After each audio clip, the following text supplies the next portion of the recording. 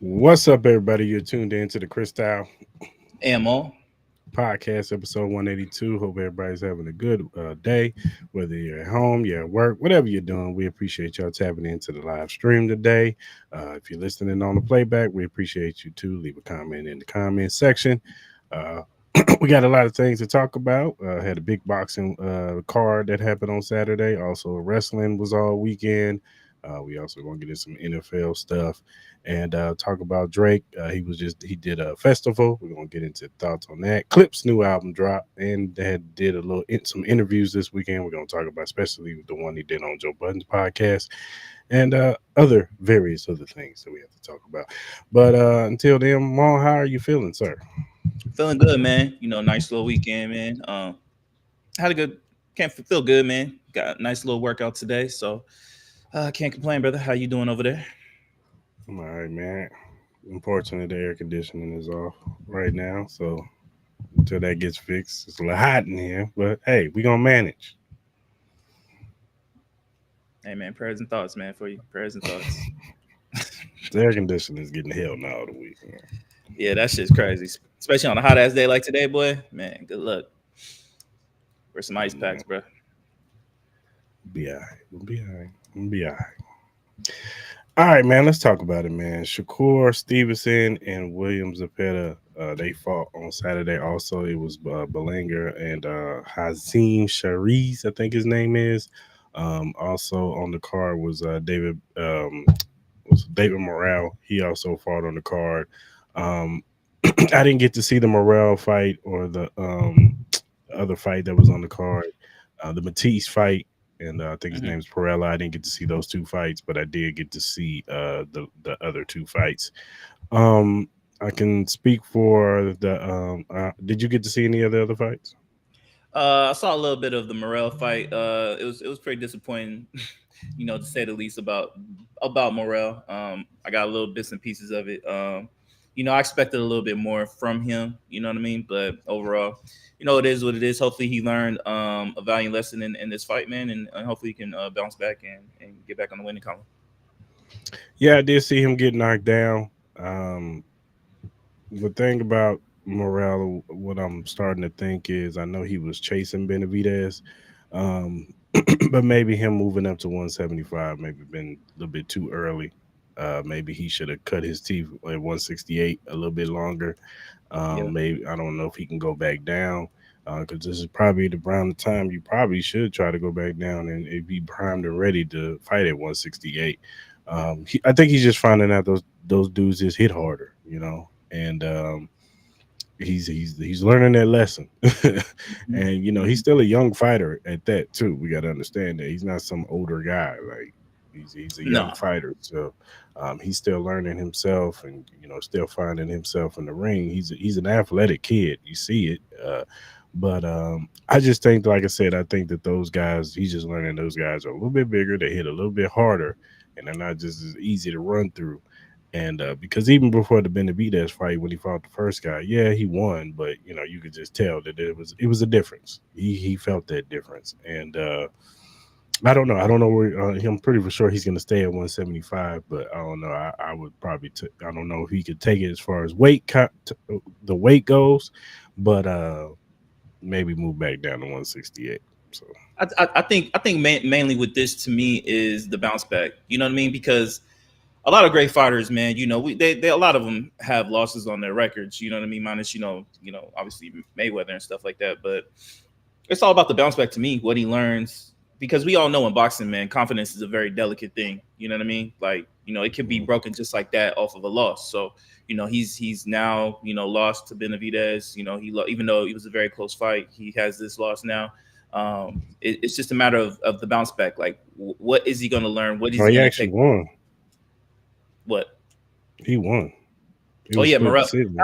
He My bad. won. I apologize. He did win. A lot of people thought he should have lost, but what I Mm, mean, just performance wise though, like it wasn't up to par from what a lot of people assumed from a David Morale position. So yeah, he did win. In my eyes, I thought he lost the fight, but overall, man, at the end of the day, it's all about the learning process from him. You even said it before that it's just a the punishment that he is consistently taking at this weight.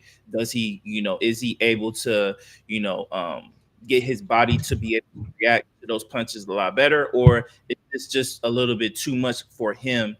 And maybe he might need to consider to maybe go back down, but can he go back down? There's a lot of questions about that. Like maybe he just feels more comfortable at this weight, but at this weight class, you're getting heavier hitter punchers. You're getting more athletic guys. Like, I mean, it comes with the territory. So it's a valiant lesson that I'm sure he's, grasping. And, luckily he was able to get this win. But overall, man, the performance wise, it needs to be a lot better. There's a lot of cracks, and obviously he is a very young fighter, so he is going to learn. But you know what I mean, sooner or later, man, it's going to be put up or shut up time with these performances, because you're going to come across that one guy who is, it's not going to look good. You know what I mean? Right. Did you get to watch the Matisse fight? I did not get to watch the Matisse fight. No. Well, I know Matisse won, so I'm not gonna sit up here and comment on that. But I talk about Shakur and Zepeda.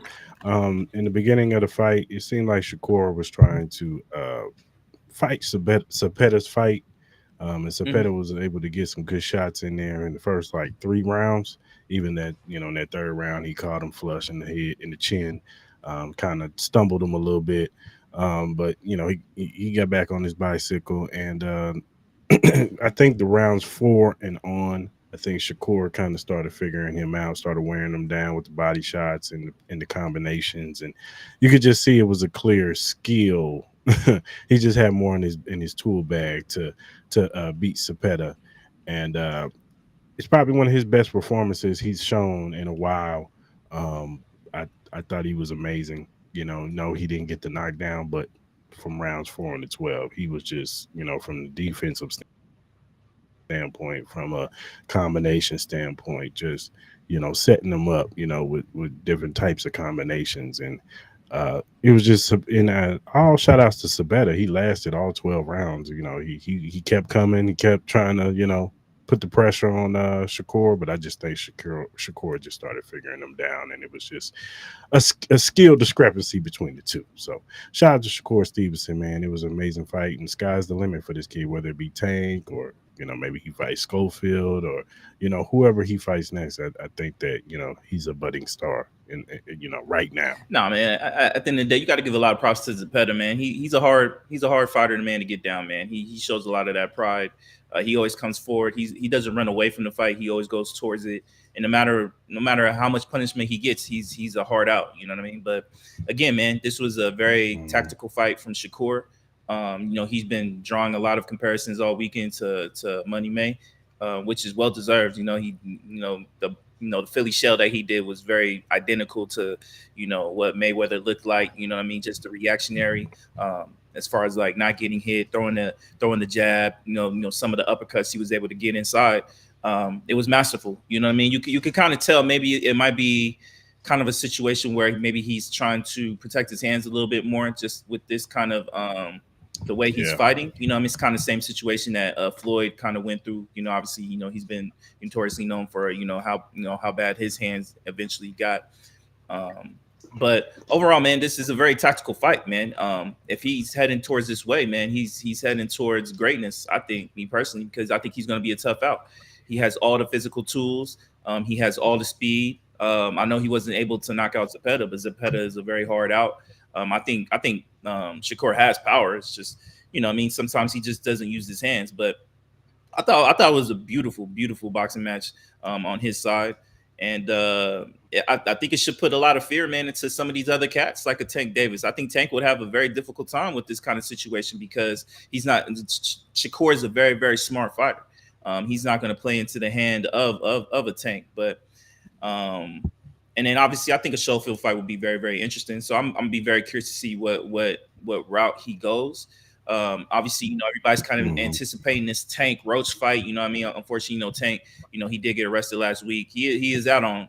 I think I'm assuming he's out on bail right now, but um, I Yeah, think he Roach is. did speak on it, saying that the fight is still going on in August. So, I mean, we haven't heard anything as far Mhm. as like, news conferences, press conferences, any tour runs. We haven't seen anything like that. We haven't heard anything like that. I don't even think we have an official venue for this fight yet. A lot of rumors have been it's going to be at T-Mobile, but there's not an official word at all.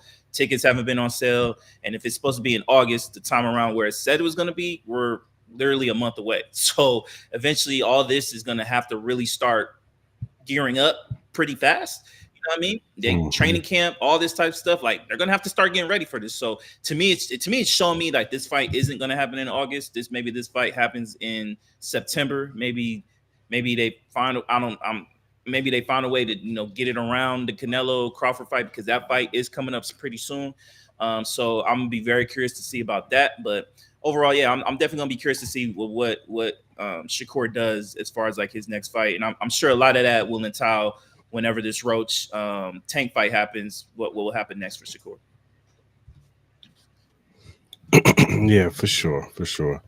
Then the main event, it was Belanga versus I think his name is Haziz Yo, Shariz. put some respect on his name, Shariz dog. is this was his yeah. He was making his debut at Yes, sir. 175. Belanga, he's coming off a loss from Canelo Alvarez. I think he had a fight after that too. But he come in, Belango talks a lot of trash. And he was coming in talking trash to Oscar De La Hoya, and I think Shiraz is a Oscar De La Hoya boxer. Um but it was a kind of a close fight. They were kind of trading punches back and forth, but I think in that fourth, I think it was around the fourth, fifth round, when Sharice caught him with a combination, right in the chin, knocked him down. Belanga, he got up, got hit again, got knocked down again, I think with a right. And then he made it. Some people are saying that the ref kind of saved him a little bit because he kind of waited with the count. Um, but he got saved by the bell. And then as soon as the bell rang, I think it was the fifth round, caught him again with the right. And pretty much he was about to go down. And so he lost TKO in the fifth round. Shout out to Shariz, man. He's made a name for himself. And the Turk, he's promising him Canelo sometime next year. So we'll see. We'll see how that goes after the Crawford fight. But he told him if he had won this fight, he definitely he's gonna get the Canelo fight. So we'll see. Yeah, man, Sharice looked amazing. You go ahead and find your next Puerto Rican superstar, because it ain't Berlanga no more. Like that title, that ship is sailed bad. You know what I mean? I was not expect like I had a gut feeling that in my head that I saw many ways in ways that Berlanga could lose this fight, because I've seen some of his past performances before. They have been unimpressive. You know what I mean? Ever since the Canelo fight, you know what I mean? Like I know he's won some, but they weren't really impressive to me. But going into this fight, I think it was just kind of like a coming out party for Sharice. He looked masterful, powerful, very big guy in there. He looked I think bigger than Berlanga. He's tall. taller, so Yeah, he's tall. I He's lean, yeah, but yeah, he's yeah. tall. It's just And they was yeah, talking about just they kept talking on the broadcast. Jim Lamley kept talking about his feet. yeah, no, for real, for real. So nah, man, he has the speed, he has the power. I think he's a great boxer. Obviously, he's been promised the Canelo fight. Obviously, we'll have to see about that. If that's the route they're going to go, I'm assuming that's already been discussed with Canelo, so I don't think the Turk would be promising him. I mean, he does have the He four does have fight the deal. fight deal, so I wouldn't be surprised that this has already been discussed. Part of his contract, kind of like the layout plan of for Canelo. Obviously, he has a big task against Terrence Crawford. There's we got to see if he can even come out of that situation, and how well he comes out of that situation, or how bad he comes out of that situation. So we got to see. I think that's the most anticipated fight right now. But overall, man, it was pretty disappointing for Belanga. That kind of showing, it was pretty pathetic. I ain't gonna lie. It was pretty much an embarrassing situation for him. Hopefully, it's a humbling experience for him. He did a lot of trash talking. I know Oscar De La Hoya was having a field day after the fight. You know what I'm saying? He's been on his IG live going ham at that, and he has the right to talk. Especially off that performance that Berlanga produced. So him and his camp need to have a hard look in the mirror with his situation right now, because he's heading down a path where he's definitely going to become kind of irrelevant. I think he's already irrelevant at this point. I don't even see the purpose of kind of promoting him as a boxer right now, especially in his current state. And that's no disrespect. That's just the reality of the situation with Berlanga. So, I mean, they got a lot to think about in that camp. You know what I mean? I don't know if he needs to go about training in a different way. Maybe he needs to, kind of figure out a different kind of mindset and how he prepares for these fights. But the Berlanga that had all the high praise and high expectations and ideas of becoming this next Puerto Rican Miguel Cotto type of fighter, it's not coming to fruition right now. And I don't know where they can go to maybe try to recapture that. But at this currently moment in time, it's not really looking good for him and his career.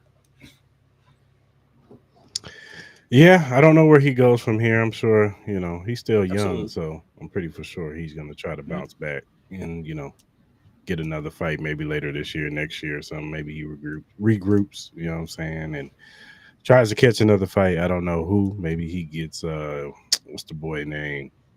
He fought Canelo too. He just lost what he lost he got caught up on steroids, so never mind. He probably can't fight him.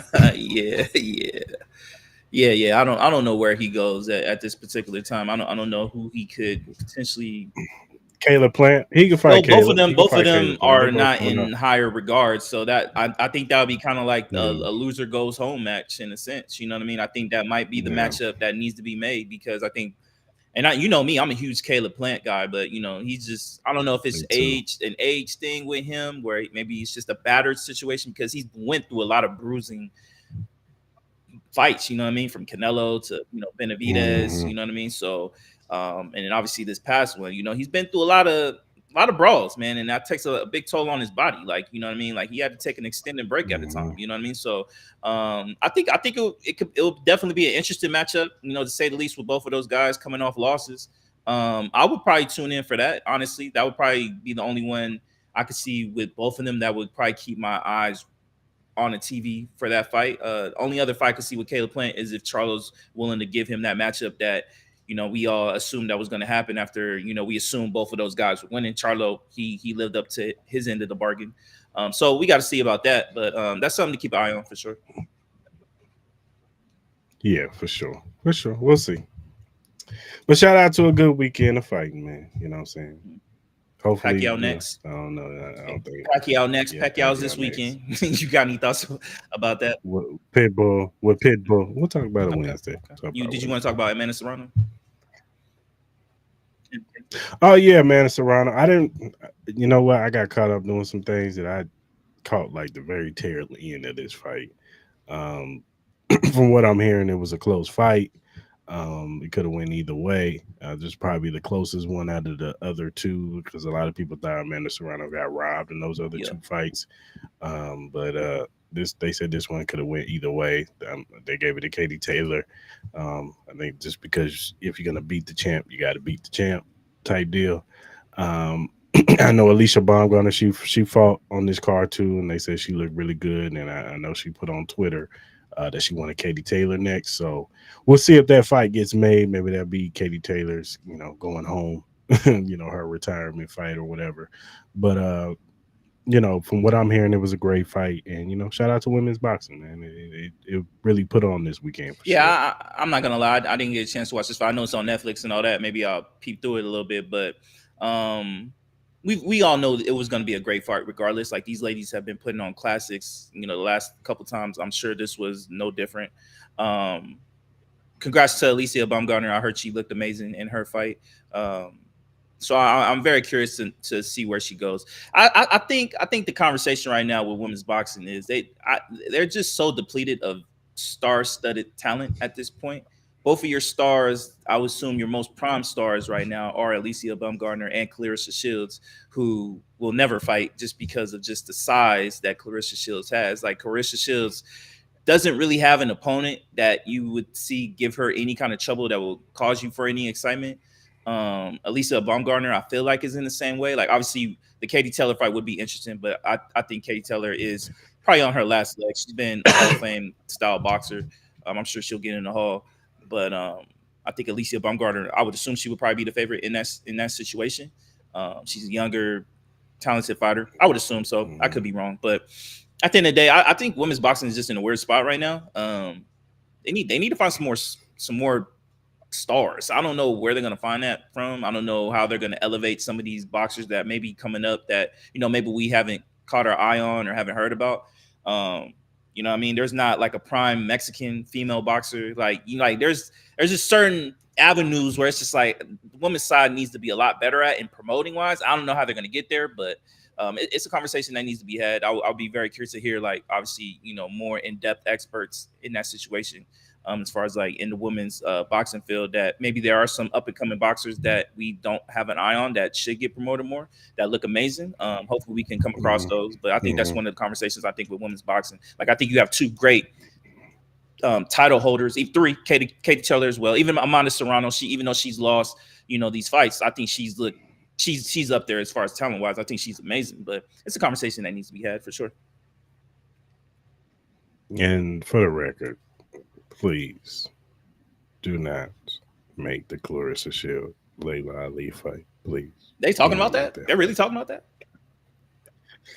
There was conversation, and they talked to Layla Ali, and she said she wanted. She outpriced herself, just so you know what she was doing. And she said, "Oh, it's got to be like 15, 20 million for me to come out." How long has she been retired for now? She hasn't fought since 2007. Yeah, we're not doing that, dog. We're not doing it. We're not doing that. We don't want to. She's 47. She is 47 years old. Clarissa Shields. You would not get no love from me. Nah, we're not doing that. If you were to beat a Rusty, Rust ain't even the word. But honestly, that just shows but that just shows the desperateness in. There's no one to give her a fight with. Like, there's no one out there that's gonna garner attention for Clarissa, unless you're just a pure Clarissa Shields fan. You just want to see an ass whooping. Oh, excuse me, a butt whooping. You just want to see a butt whooping. That's what's gonna be the case. You know what I'm saying? And I guess, I said, if you're a Clarissa Shields fan, like, that would be something that you would want to watch. But are you going to pay a pay-per-view for that? No. And then on top of that, I think they get disrespectful with where they put these Clarissa Shields fights on. Like, some of these fights be on like some stuff you ain't never heard of. And I've heard somebody made this conversation that Clarissa Shields shows up to all the fights. She supports a lot of boxers, but a lot of these other boxers really don't come and support her fights. And I wonder why. I don't know what it is. I haven't come across that, but I think that has been another conversation that has come across as well. I think Bud and what's her name does. Shakur does. Okay. Because they're like all close. For sure.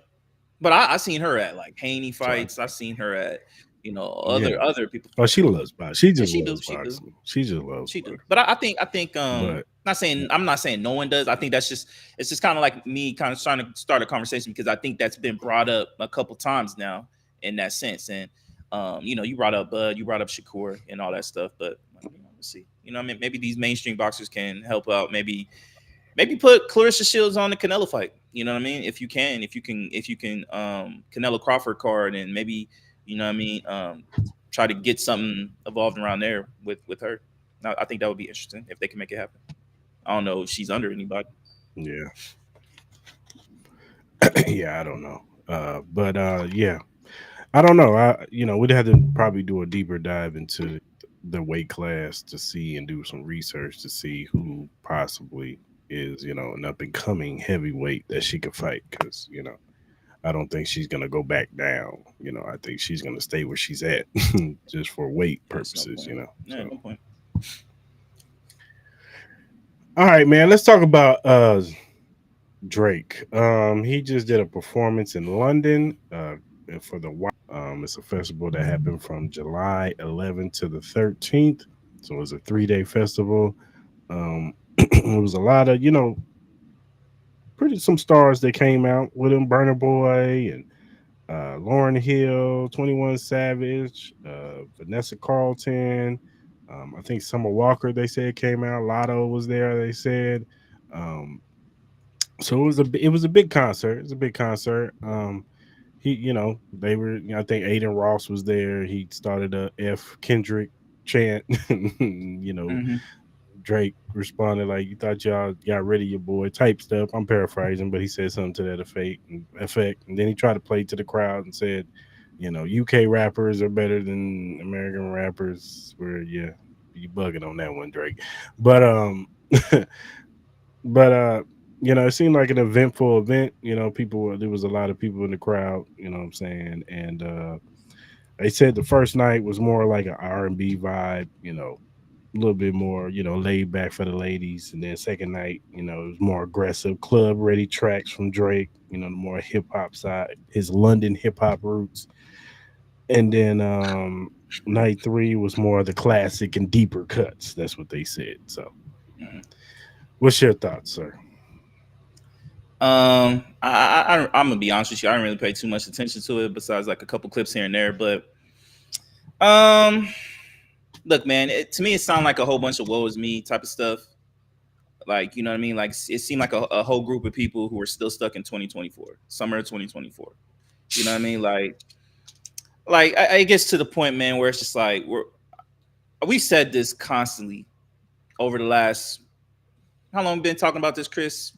6 months, where we're over this whole Drake Kendrick conversation. And that's no Yeah. disrespect to Drake. That's no disrespect to Kendrick. It's just this battle is over. This was last year. Summer last year was popping. I was in New York when Not Like Us and all this stuff started dropping, and that was a moment I will never forget in my music fandom.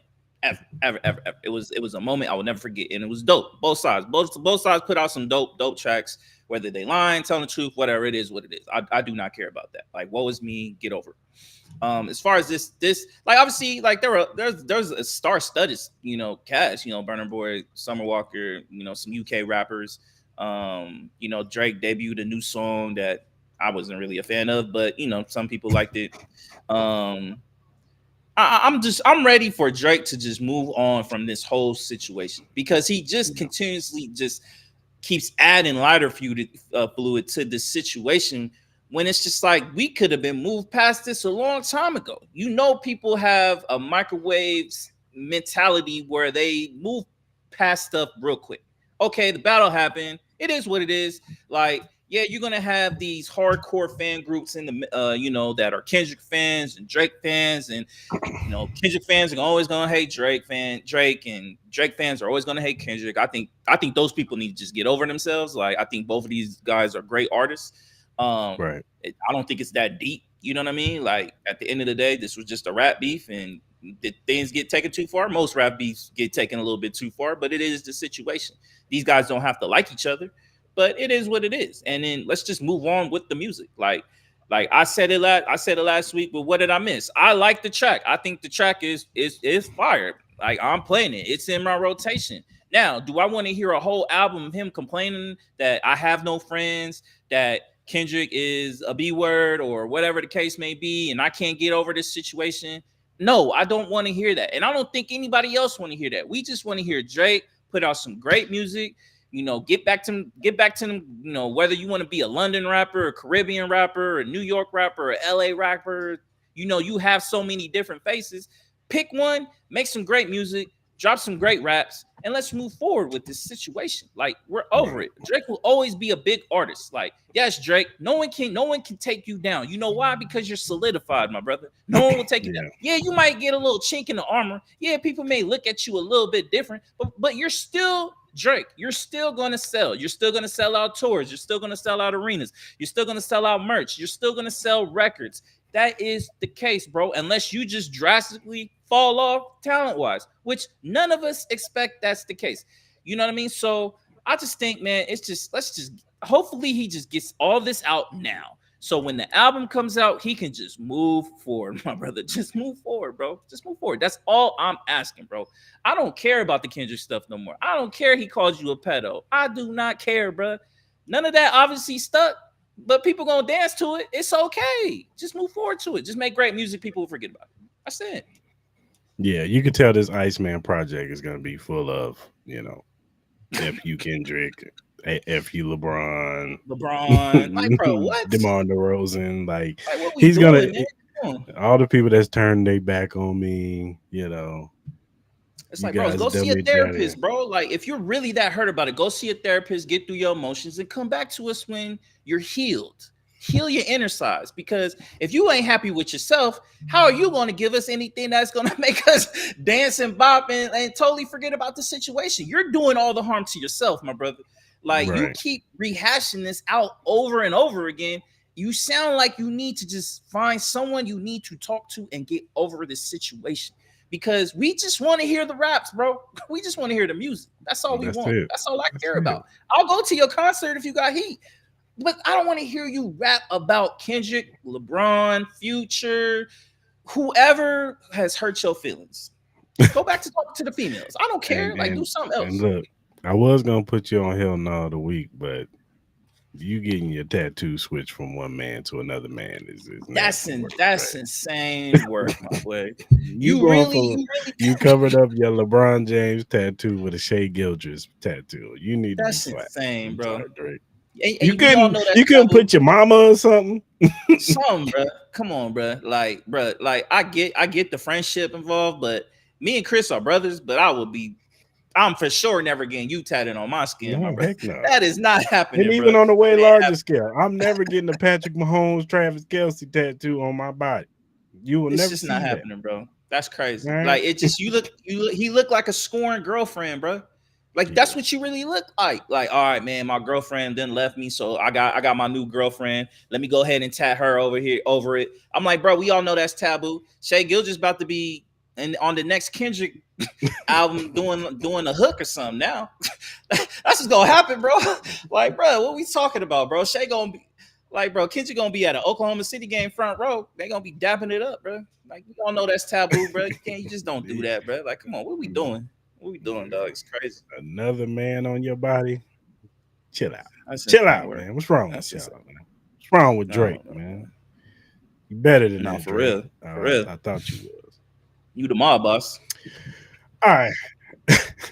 My bosses don't act like that. No, No. not at all. Jay Prince, get him right. All right, man. Let's give our top 10 wide receiver duels in the NFL. Okay. You want me to go first, or you want You to go? got your list. You You want ready? me to go first? You know what? I I always know, let you man. go. Let me I'm hear. gonna Let go me hear what first. you got, my brother. Let's go. Let's go. I'm gonna Yes, go sir. Let's first go. this time. All right, man. I'm gonna go with the young bulls. Jacksonville, number 10, BJ10, BJT, Brian, what's his name? Brian, what's his last name? Ryan Thomas, dog. Brian Damn. Thomas. Travis Hunter, my bad. And Travis Yeah. Hunter. I'm going with Yeah. those two. Number 9, I'm going with my boys, man. Rasheed Rice and Xavier Worthy. We coming. We coming this shit. Don't even Okay. worry about that. Number 8, I'm gonna go with the old guard, Mike Evans, Chris Godwin. They tried and true. When they healthy, they tried and true. They always produce. Number 7, I'm gonna go with Amon St. Brown and Jameson Williams. I'm gonna go with those two. Number 6, Puka Nakua, Devontae Adams. I think those two are gonna have some chemistry. Number 5, CD Lamb, George Pickens. Number 4, I'm gonna go Tyreek Hill, Jalen Waddle. Number 3, Justin Jefferson, Jordan Addison. Number 2, AJ Brown, Devontae Smith, and number 1, Jamar Chase, and T. Higgins. Okay. Okay. I ain't mad at that list. We actually have a lot of similarities. Number 10, I went with Brian Thomas and Travis Hunter. I think those guys, I think they can elevate to top 3. You know what I mean? With some of the skill set that they do have, I think Brian Thomas is a monster. We know what we got. We still got to see what I think Travis Hunter can be that, but obviously we still have to see that. Yeah. But the potential Right. though, the potential is high. I think potential is high where they can be competing with Chase and Higgins for that top spot. Number 9, I agree with you. I went with Rice and Worthy. I think Rice coming back from injury. I think he could start off fast. He could start off a little bit slow. But I think with this tandem, we all know where Rasheed Rice is. Like, Rasheed Rice is one of the elite receivers. I've came around to that. Um, I think it's all about the development of Xavier Worthy. If Xavier Worthy can Right. be more consistent with the route running and catching the balls and stuff like that, I think they can also potentially move up. And obviously health is a big factor, especially with Rasheed Rice coming with the knee. Right. How well does the knee respond? Stuff like that.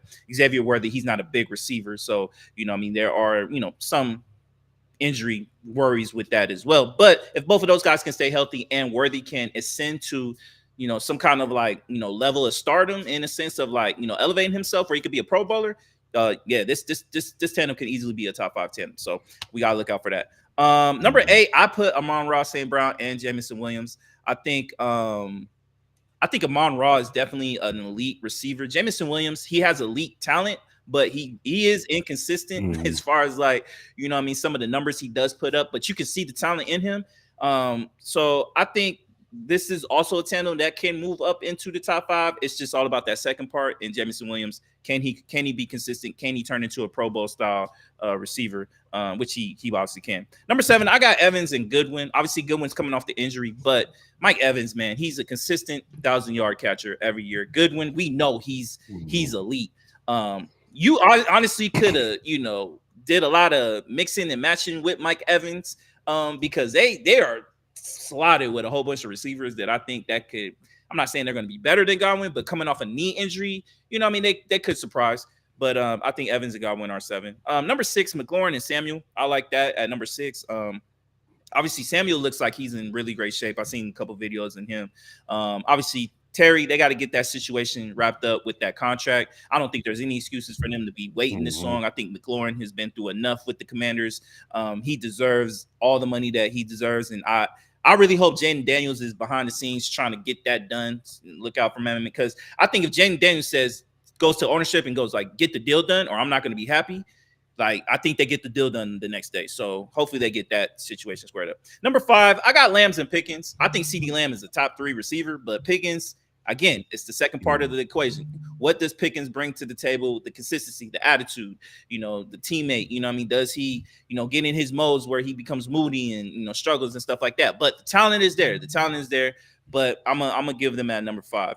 Number 4, I got AJ Brown and Devontae Smith. I think these guys are some of the more consistent receivers. I think Devontae Smith is a hell of a talent. The only thing that scares about me with him is the head injuries with him. I think that's what scares me the most with Devontae Smith. He's had some issues a little bit. AJ Brown, he's had some injury problems, but I think these guys, when healthy, I think they're one of the more consistent receivers as far as 10-wise. Number 3, I went with Nakua and Adams right here just because I know there are some health concerns with Nakua, but Puka Nakua is nice, and we all know Devontae Adams. I think he still can be in top-tier mode. Obviously, we've seen a couple instances late last year with Aaron Rodgers where he looked amazing. I think he had that game, against Jacksonville, where he totally dominated. I think he had 200 yards, maybe, if I'm not mistaken. I think with him being an addition to that team, with him actually having a real solid quarterback who can still play the game in Matthew Stafford, and you having the mind of a Sean McVay, I think the sky's the limit for this tandem. So that's why I have him at number 3. Number 2, Jefferson and Addison. People sleep on Addison, but Addison is solid, bro. Addison is nice, bro. I like Addison. Addison can easily be a number 1. I think he competes with Higgins as far as being the best 2. I think he's really up there with him. I wanted to kind of put them at number 1. But that quarterback situation makes me a little iffy. I know quarterbacks aren't involved in this, but I just had them slotted at number 2. And then number 1, Chase and Higgins, man. I just think they're the talent more. I just think they're solid. Jamar Chase and all them, I think the numbers they put up have been excellent. I said the only thing that worries about me is Higgins' injury history. But overall, they're 2 big receivers. And you gotta slight the edge over them with Jefferson and Addison based on that. Honorable mentions, I have Shakur. Shakur and Coleman, I think, are slept on. I think Coleman can have a great year. I think he was kind of like, you saw as the weeks went on that he was just getting better and better and better. I'm very curious to see how he is in his second year. And I think Shakur is like one of the more consistent catchers of the football. I don't think he's had many drops last year. McMillan and Leggett, I think, are young, up-and-coming receivers. I know they still got Adam Thielen there, but I'm very curious to see how those two tandem can be. Especially, I think the rise of Bryce. I think that tandem could be nice. And then Ayuk and Jennings. Obviously, there's a lot of turmoil with them two right now. But if they could get on the same headspace, didn't he just I get think they could be paid? nice too. Jennings just got He paid want another last year. contract. He wants more money. That's crazy, dog. That is crazy. Or trade me. I don't like what I know this isn't the topic. I know this isn't the topic, but what do you make of the whole situation with San Francisco? This is why I'm more and more convinced that I don't think they're making the playoffs this year. I don't think they're gonna have a good year because there's too much noise.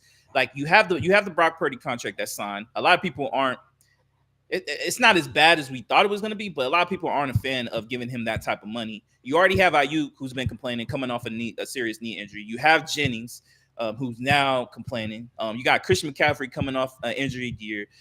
George Kittle, a year older. Trent Williams, a year older. That defense has been stripped of all its cornerback talent. Like we already know about Nick Bosa and his injury problems. Like, well, what do you make of this whole San Francisco thing? Right. I just think it's. I mean, I don't want to say it's the culture, but it kind of is the culture. Once one or two or three people start complaining about their contracts, it's like, well, and at the same time, I'm not faulting them because get your money.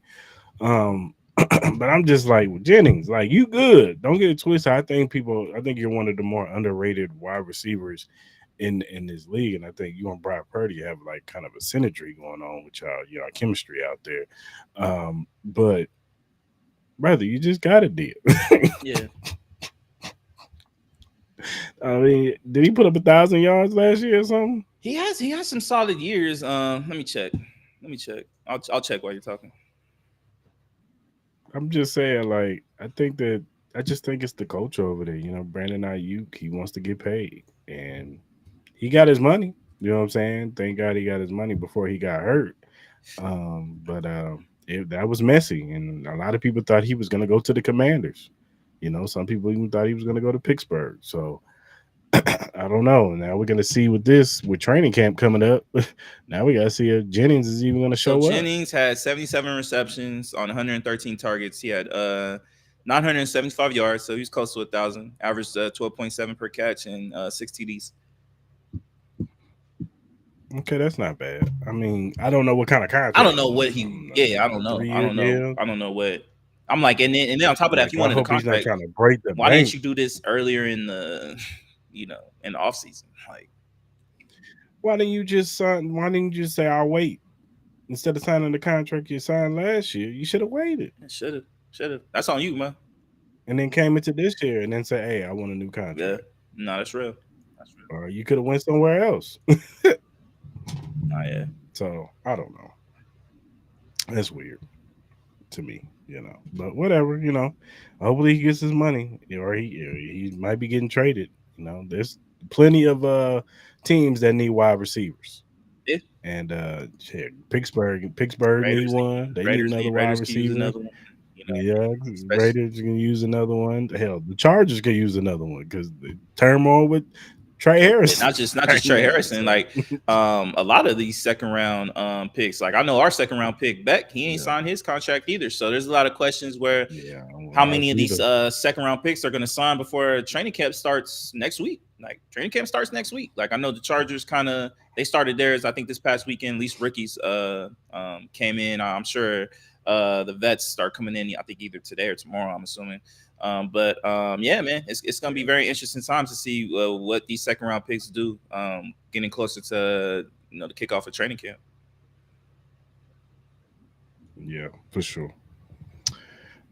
All right, man. Let's talk about and also talk about their interview on the Joe Budden podcast. We'll also talk about there's some other podcasts they did and shows that they did, but was just focus on the one they did on the Joe Budden podcast. But before we do that, let's just talk about the album first. Let God Sort 'Em Out came out on Friday. Uh, this is the highly anticipated album from this group. They haven't done work together since what 15 years. Yeah, it's been about that. Yep. Malice, he walked away from the industry, to pursue more of his spirituality, be closer to God. He's a strong, highly faith Christian. You know what I'm saying? So he went off and did that. I know their dad was a deacon, so they were kind of raised in the church too. So, um, so he went away, became No Malice. Pusha T, he stepped up as a solo artist and became one of the better lyricists to ever, Grace of Mike. You know what I'm saying? When you think of top lyricists, Pusha T is in that realm. And for better, if you want to hear some of the better, I guess you would say drug talk, Pusha T is up there with the Jeezys and Jay Z's and all those guys who talk that type of rap. So this is the first time in a long time these two have came together, and their rollout was very, very good. You know what I'm saying? From the Mhm. time that they announced that this album was coming out, they had an amazing rollout, from interviews to videos to just everything they can do to roll out an album and then get you hyped up and ready for this album. They did it A+ to a T. Shout out to Pharrell, pushing this engine. You know what I'm saying? Because before, when they first came out, it was the Neptunes, but now it's Pharrell behind the boards.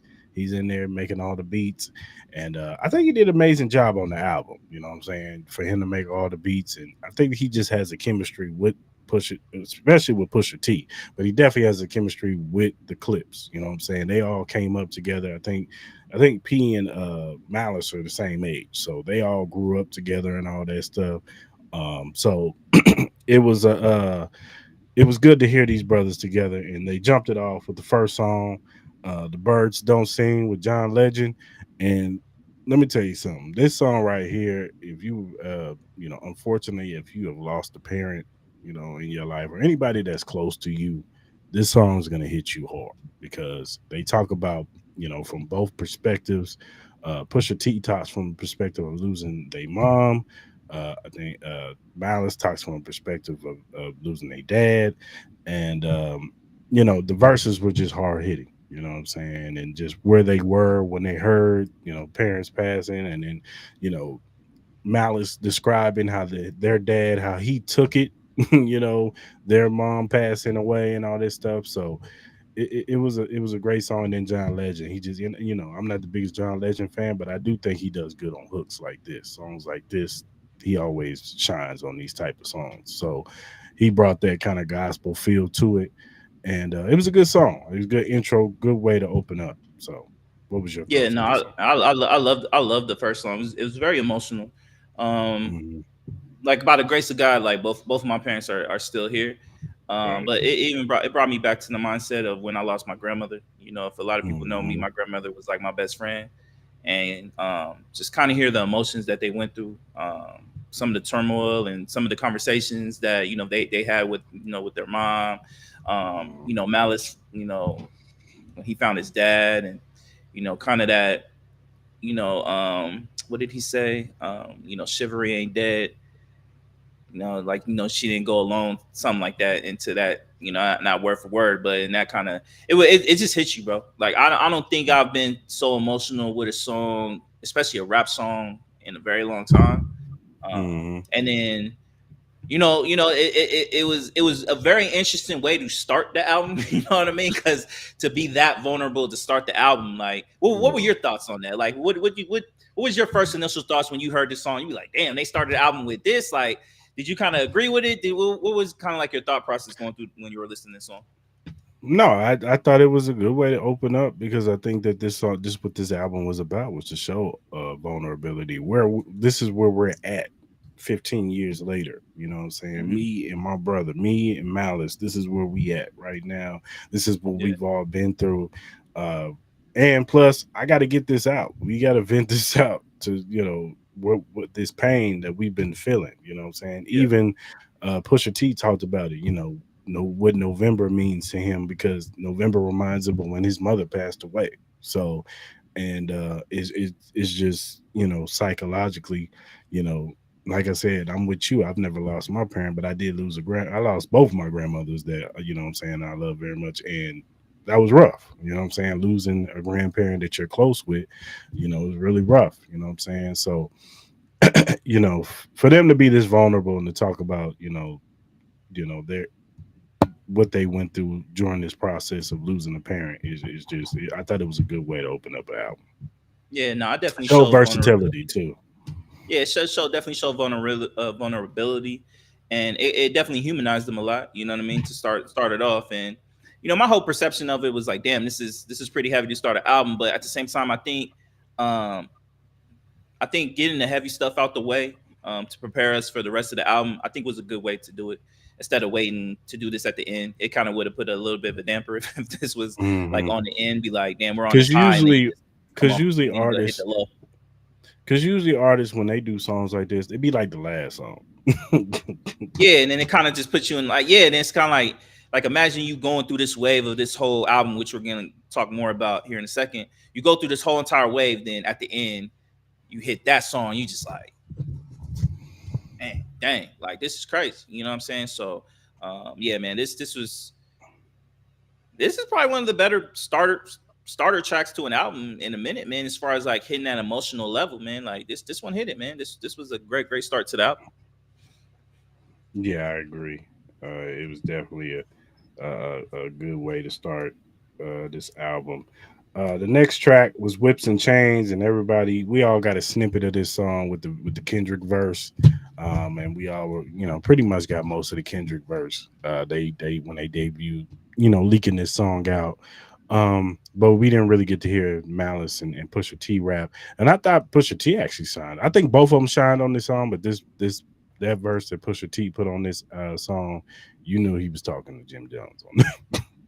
Oh yeah, 100%, 100%, He hundred was percent. talking to Jim Jones on this verse right here, and we all, if you don't know, Jim Jones kind of went at Pusha T, even did some diss records towards him, and everybody was like, "Well, where's Pusha T at? He ain't come outside." Well, this is why he was saving it up. You know what I'm saying? So, um, Malice did his thing on this track too, but everybody know the highlight was the Kendrick verse, where he just came out slicing, you know, you know, everything that Kendrick's gonna say when he's like doing some battle rap type bars, they all gonna think Drake. Even though it may not even have nothing to do with Drake, they all gonna think it's about Drake. So, but I just thought it was a great verse. Period. I didn't think he was going at. I think he was just putting everybody on notice, like, "Hey, I'll send you back to the Cosmins if you mess with me." You know what I'm saying? And the way he was flipping the gen words, gentrified, genocide, No, that shit was the fire. way he That shit was fire. when he got into that bag, and you know Yeah. when he said, one thing I learned from therapy, uh what did he say? I forgot what he said with the therapy line, but it was a dope song overall. What was your thoughts? Nah, it was amazing, man. It just shows that you know what I mean. Like the when we first heard the initial song with the Kendrick verse and all that, the quality was terrible. I hated listening to it because I knew the quality would just been so much better. Like when I finally got to hear it in its proper state that we should have been heard, man, this was amazing. Man. The wordplay, just the way the beat was laid out, it was dope. Like this sound like some elegant raw, you know, uncut stuff, man. Like this was just Mm, fire on all types of levels. And it kind of gets you out of that, that sad mentality coming off the first song. Now you back into the all right, we back in this, and you kind of know where this album's gonna kind of like go from here. You know what I'm saying? So it was amazing. Kendrick being a part of this. I know we're gonna talk about the interview, so we can get more into how all this came about, because they really got in depth in when Kendrick got involved and stuff like that. But overall, man, this song was a hit. It's 2 for 2. It's 2 for 2 for sure. yeah. Then you got POV, what might be my favorite song on the album. This is they get into their coke rap bag. Yeah. And this is like, I don't know, it's funny with the clips, especially on this album. This is like Frank Sinatra eloquent coke rap. This isn't like Jeezy, grimy, cooking on the stove type rap. This is like, Mexican cartel type stuff, Nah, Chapo this type shit's stuff. crazy. You know what I'm Yeah, saying? it's crazy. Um, but it's a dope song. I love the hook. Pusha T's on the hook. I love both verses. Both of them went in. Both of them did their thing. And but like I said, it's probably one of my favorite songs on the album. Nah, they all killed it. Tyler Creator was amazing. Tyler Creator was Yeah, yeah, amazing. yeah, yeah. He did his thing. He was very special. All three of these guys were special. Malice, you know what I mean. You know what I mean. After this album, there has to be a conversation where Malice places as one of the top lyricists. Man, I think he's garnered himself up there as well as Push. I know a lot of people have been highlighting that Malice has been, top tier on this album, but I think Pusha gets pushed aside way too easily. I think Push was amazing.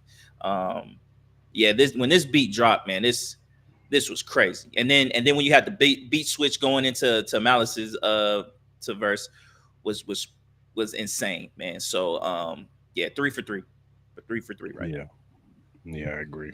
I agree. And then of course we've talked about So Be It. You know what I'm saying? They kind of changed the beat when it first came out. I think there was just some, clearances, sample clearances that they couldn't get processed, and so they just put this beat out. At first, it was kind of like, I mean, the verses are still dope, but It's fire. It's just that the OG beat was just it's just you more the can't you OG beat was just so fucking excuse my language. It was so iconic. It was just so iconic that like okay, like when I first heard the part two, I was like, it's fire. Like this sounds like some orchestra choir, like some mm, like hood Phantom of the Opera, like stuff you would hear like if they did like a more black cult hood version of like Phantom of the Opera or something like that. But it's the OG So Be It beat was just top tier. So like the yeah, song was still dope, but it was just like I was glad they were able to get the clearances out the way because I think the next day they started adding the OG version, the original beat, to all the DSPs like Spotify, Apple Music. I think on the Apple Music explicit one, I think it still does the part two beat. It says So Be It one, so maybe they'll fix that. But I know on the censored one, it's back on the OG beat. So I, yeah. I, I still love it though. I still love it They have the original beat on the explicit on it. version because They do now. Oh, okay. I was listening to it yesterday and I was like, okay, Oh, the okay, beat okay, okay, okay, back. for sure, for sure. um, then you have the next track, All Things Considered. This is actually a pretty dope track. You got the Dream on here. Um, of course, I think Malice shined on this song. Pusha T had a dope verse, but I think Malice shined on this song. Is this when This they was a started pretty. adding the clue stuff to it? Is this the I song they think started adding so. the clue? I think so. Is this one was fire? This one was fire. Yeah, yeah, I like it. It was pretty good track. The next track, Mike Tyson blow to the face. Um, an- What? another dope This track. might be my one though. This one was ooh wee. This one was ooh wee. And then especially Push. If you didn't tell, Push was trying to rap like Biggie, and I think Hmm. he killed it. I think the way they kind of like because even on the when I was listening to Joe Budden, Parks kind of mentioned it that there's something that they do to the vocals where it kind of gives that kind of lift sound where it kind of sounds like how Biggie sound was. Hmm. I thought it was amazing. This might be my one. This might be my one. You know what I mean? If I'm a boxer, I'm walking out to this song right here, dog. You might see Terrence Crawford walk out too. Yo, man, if he can get Clipse out to do that, now they're gonna be on tour by then, but you never know. You never know. Yeah. Next song is EBITDA. Um, Another dope track. You know what I'm saying? I like this song too. Um, just they just keep shooting up, man. They Yeah, keep going up. You know what I'm yeah. saying? But it's another dope track. Pharrell is on the hook, and it's dope. But the next track, FICO, might be my second favorite track on this album FICO's because hard. FICO is hard. Stove God Cook is on here, and that hook. I wish he'd have got a verse, but that hook is fire. You know what I'm saying? Yeah, FICO You is know what I'm fire. saying? The Inside Out, Fresh Print Jacket. Yeah, turn Burning Boys Inside Out. That's fire to me. I'm sorry. Nah, yeah, Um, they're 9 for 9 right now for me. Now, Inglorious Bastards. I thought it was a good song, but that this is culturally inappropriate soundbite was getting on my nerves a little bit.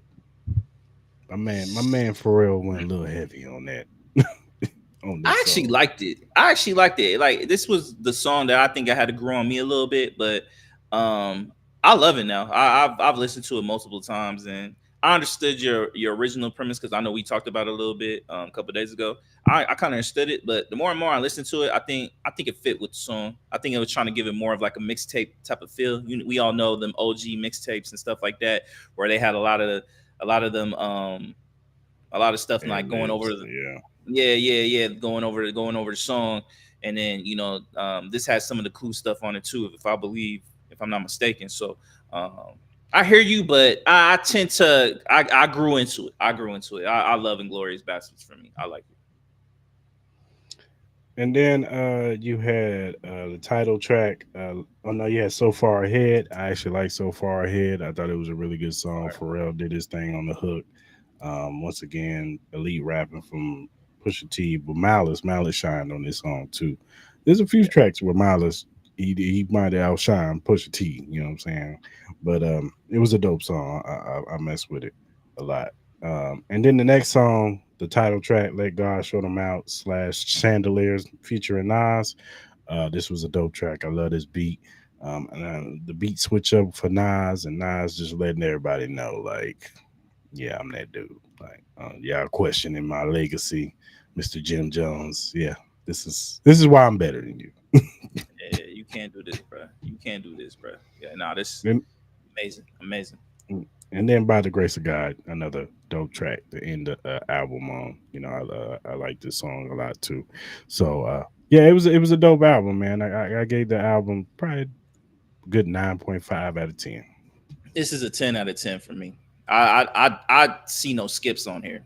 I see no skips. I hear your point with the Inglorious Bastards and maybe the cultural inappropriate, but that still was a high level song, still high level wordplay. I still can listen to it. I don't skip anything. By the grace of God, man, that song is amazing. I love it. I know this might be early, but this might be competing for me as one of the best Clipse albums for me. I'm gonna give it some time to let it cook and let it, kind of just garner what it is. But I know it's kind of like a heat in the moment kind of statement, but I'm loving it, man. I'm loving it. This is something that I feel like hip hop's been missing. This is something that we haven't garnered. This it's brought back. It's brought me back to high school, middle school days. You know what I mean? It brought me back to kind of like that mindset and just the appreciation levels. Just what I mean, you could tell this body of work just it was properly handled. It was something that was definitely tinkered with, showed passion with. Like a lot of projects, we don't get that lately, especially with some of these. Like I hope this was an embodiment and teaches everybody, all these newer artists, all these artists that kind of like, been kind of BSing and how they handled their rollouts and how they handled their albums and trying to just keep mass producing records on records on records. You know what I mean? Like you see what the Clipse did. The rollout has probably been one of the best rollouts we've seen in a very, very long time. The interviews, the vulnerability, the construction of the album, the like you don't need 35 songs. Like it was a very concise this was a perfect amount of songs. Concise 13. I think it was about 40 some minutes or something like that, which is perfect. Mm-hmm. Um you felt the emotion on a lot of these songs. Some of these songs you felt like crying. Some of these songs you felt like you were uplifted with God. Some of these other songs you felt like, what I mean, you driving around, you felt what they were feeling as far as like them hardcore style beats and raps and all that type of stuff. You see all these TikToks where, people, beat switches, they turn into, drug dealers. You know what I mean? So man, this whole album, I hope gives a blueprint in how I feel like they need to go back to the times, man, where they gotta properly produce these albums and give it love, man. Like put your emotion into it. Like put some creativity into it. And this was amazing, bro. This was definitely like a breath of fresh air for me as far as like hip hop albums. This is like, when's the last hip hop album made you feel like this way? Honestly, It's been a while, man. It's been a while. it's been a long time. You know what I mean? Like GNX was amazing. Like, don't get me wrong. Like, I think you got some of the feels off of GNX, but I don't know. This to me was just this has to be hip hop album of the year, and then I think this also has to compete with album of the year. I think it has to. Mhm. I think it has to. Not saying it's gonna Yeah. win, but I think it has to be in the category. I think it's gonna be up there at the end of the day. I'm very curious to see what the sales are like. Obviously, Travis Scott dropped, Justin Bieber dropped. Seems like they're trying to step on his album. You know what I mean? Especially that Bieber one. That was dirty work. That was dirty work. And then you force Bieber to post on his Instagram that, you know what I mean? Like, come on, man. Like, when has Bieber been known? He deleted it though Yeah, but real still quick. though, it's just you could tell that was kind of like forced because I don't even think that was a Bieber thing. I haven't even got a chance to. I listened to a couple of Bieber songs. I know it's not Bieber, but and Travis Scott, but nah, nah. Clipse, salute, bro. You hear? Did you see the line that Pusha? I mean, Pusha did. Travis said about Yeah, Pusha T. boo, boo, boo, boo. Yeah, get out of here, bro. Like, what are we talking about? That's you're just Uh, like you're just setting up the alley oop for push. That's all you're really doing, dog. you know, That's all you're doing. you don't want them problems. Leave that alone. Um, I do want to. We could talk about a little bit of the interview, especially on the Joe Budden podcast, and some of the things that they talked about. Um, you know, overall, from what I got from both of these brothers is that one thing I could tell about Pusha T and Malice is that they know who each other are as humans. You know what I'm saying? As brothers, as the Clipse, and as individuals. You know what I'm saying? Like they're in a space right there where they're comfortable. You know who they are, where they at. They know what they want in life. And the crazy part about these two is that they're very similar in like personality, but they're different too. You know what I'm saying? Like you could tell Malice is the older brother. You could tell that he's like the more calm, It cool, reminds you collect, of Sinners, like the Michael B. one. Jordan when he played like the twin brothers a little bit, a Kind little of, bit, a but little bit, a little bit. Just kind of like they're the yeah, same, but there's specific things that they do that make them different. You know what I mean? yeah, yeah. And then Pusha T, he's calm, cool, collect himself because even some of his answers, you could tell like he's just like it's whatever. You know what I'm saying? Until But you could tell like if it get crazy, like not to say that Malice won, but I think Malice is just in a space where he's just like I'm y'all lucky I found God. yeah. Be lucky I found God because it could get crazy up in here. And I just think that they're just comfortable in the space where they're at. You could tell they're happy to be back working with each other, making music together. I could tell Pusha T is, he's even said it himself, like, I don't have to do all the heavy lifting no more. Like, I got my big brother, I can do, what I'm saying, that he can help me out with this, what I'm saying. Even them talking about making this project and how it was tough. It wasn't an easy process. You think, oh, you getting in there with Pharrell, he put some beats on, y'all rap over it, y'all make some hits, but it was like, nah, we had to reel him in a little bit. Like, Pharrell's gonna Pharrell, and there's gonna be some tracks was like, nah, we don't want that. We want to do what we want to do. You know what I'm Hmm. saying? So um it was just interesting to hear them talk about, just the process of getting this album done and them not even wanting to be in Paris because I think he's doing Louis Vuitton. Pharrell, he's like the president of creation or something over there. And he wants to be hands on with it. Most guys who get those jobs are not really hands on. They just kind of like whatever, yeah, pick whatever type stuff. But he wants to be hands on with the fashion and stuff over there. So they had to record over there. And they just talking about like, man, I really didn't want to do this. I didn't want to be over here recording. I'd rather be back home. But they did it, and it took a year for them to get this album done. And they talked about the process of sending records to certain people. They did send some records to Jay-Z. He just never put a verse on it. Kendrick wanting to be on two songs. He was probably supposed to be on So Be It and uh the chains whips and chains song. So just the process, even the process of them getting the Nas verse and how Nas was just excited, saying to get on the song with them. And it was just it was a good process, you know what I'm saying. And it was a good interview and good to see, more in depth them talk about, certain situations making this album. Nah, So man, it was dope. It was fire. It was also dope to see some of the conversations that they had. I thought it was a dope moment when Amani kind of brought up the whole situation on how that because he kind of hinted at he lost his parents and he kind of stated that he was always scared to have that conversation with his other siblings. You know what I mean? Like the process, the mentality that you're in, and it's kind of like that. I thought that was a dope question and how Malice kind of answered it. You see the brotherly love that they have, and kind of like the whole point of just this is what I want to do. You know what I mean? And Pusha kind of said it. It feels like a weight off my shoulders, because I think they asked, if there was any pressure on the situation. He's like, nah, it kind of makes me feel like there is no pressure, because I have my brother, after all the stuff that he went through with Kanye and all that, and kind of feel like he was kind of alone in the situation. He didn't have like anybody's like true back. Like it feels like a breath of fresh air for both of these gentlemen. And then how he kind of went into the whole point of just him getting the blessing from his dad, what I mean, to get back into rapping with Malice. And they asked the question about why he switched from No Malice to Malice. I thought he eloquated that very well. The whole interview was just very enlightening and amazing. Yeah, I think what was the other thing they were kind of talking about?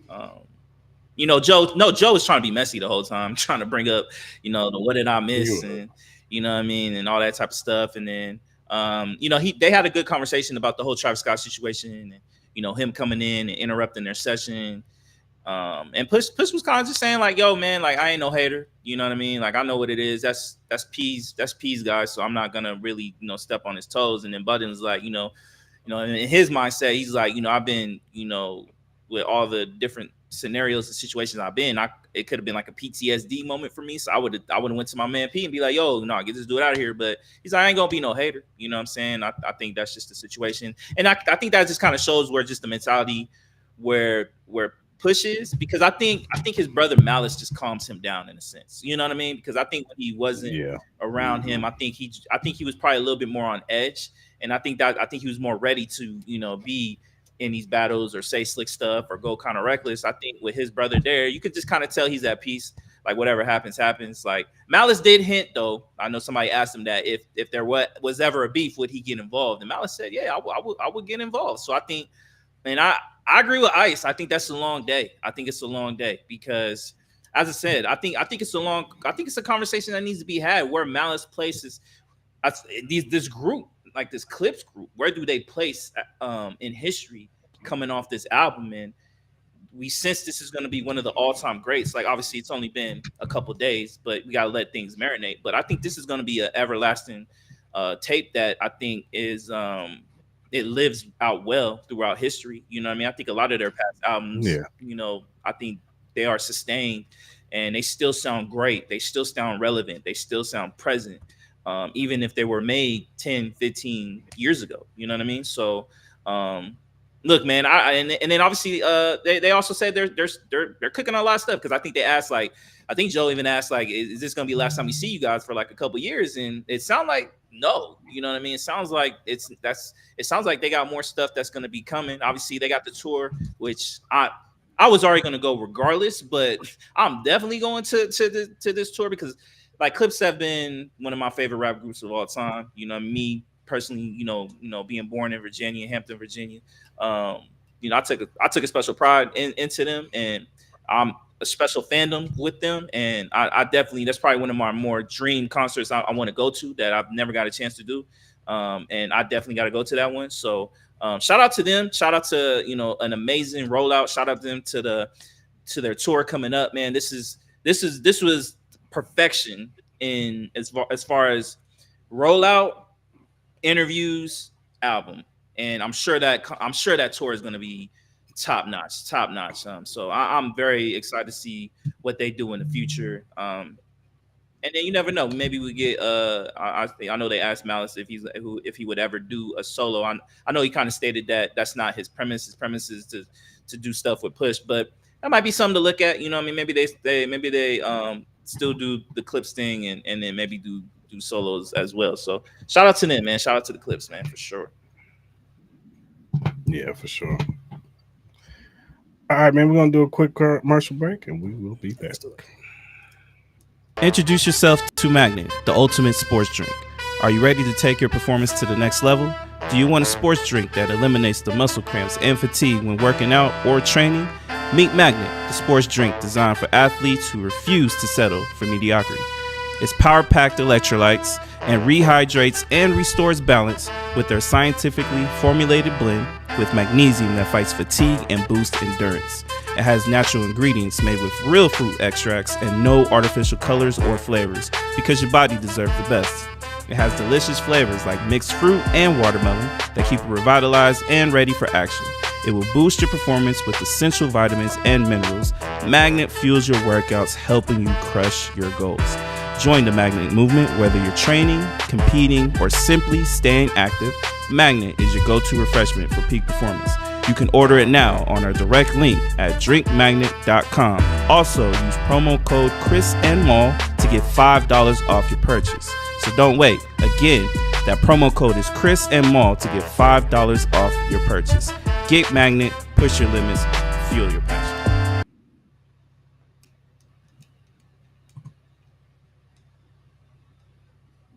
Shout out to Sports Magnet. Drink. Now, let's talk about Joy Taylor, man. It was reported today that Joy Taylor has been let go from FS1. She was on the show Speak with Keyshawn and who Paul else was Pierce. on that show? Paul Pierce. Paul Pierce.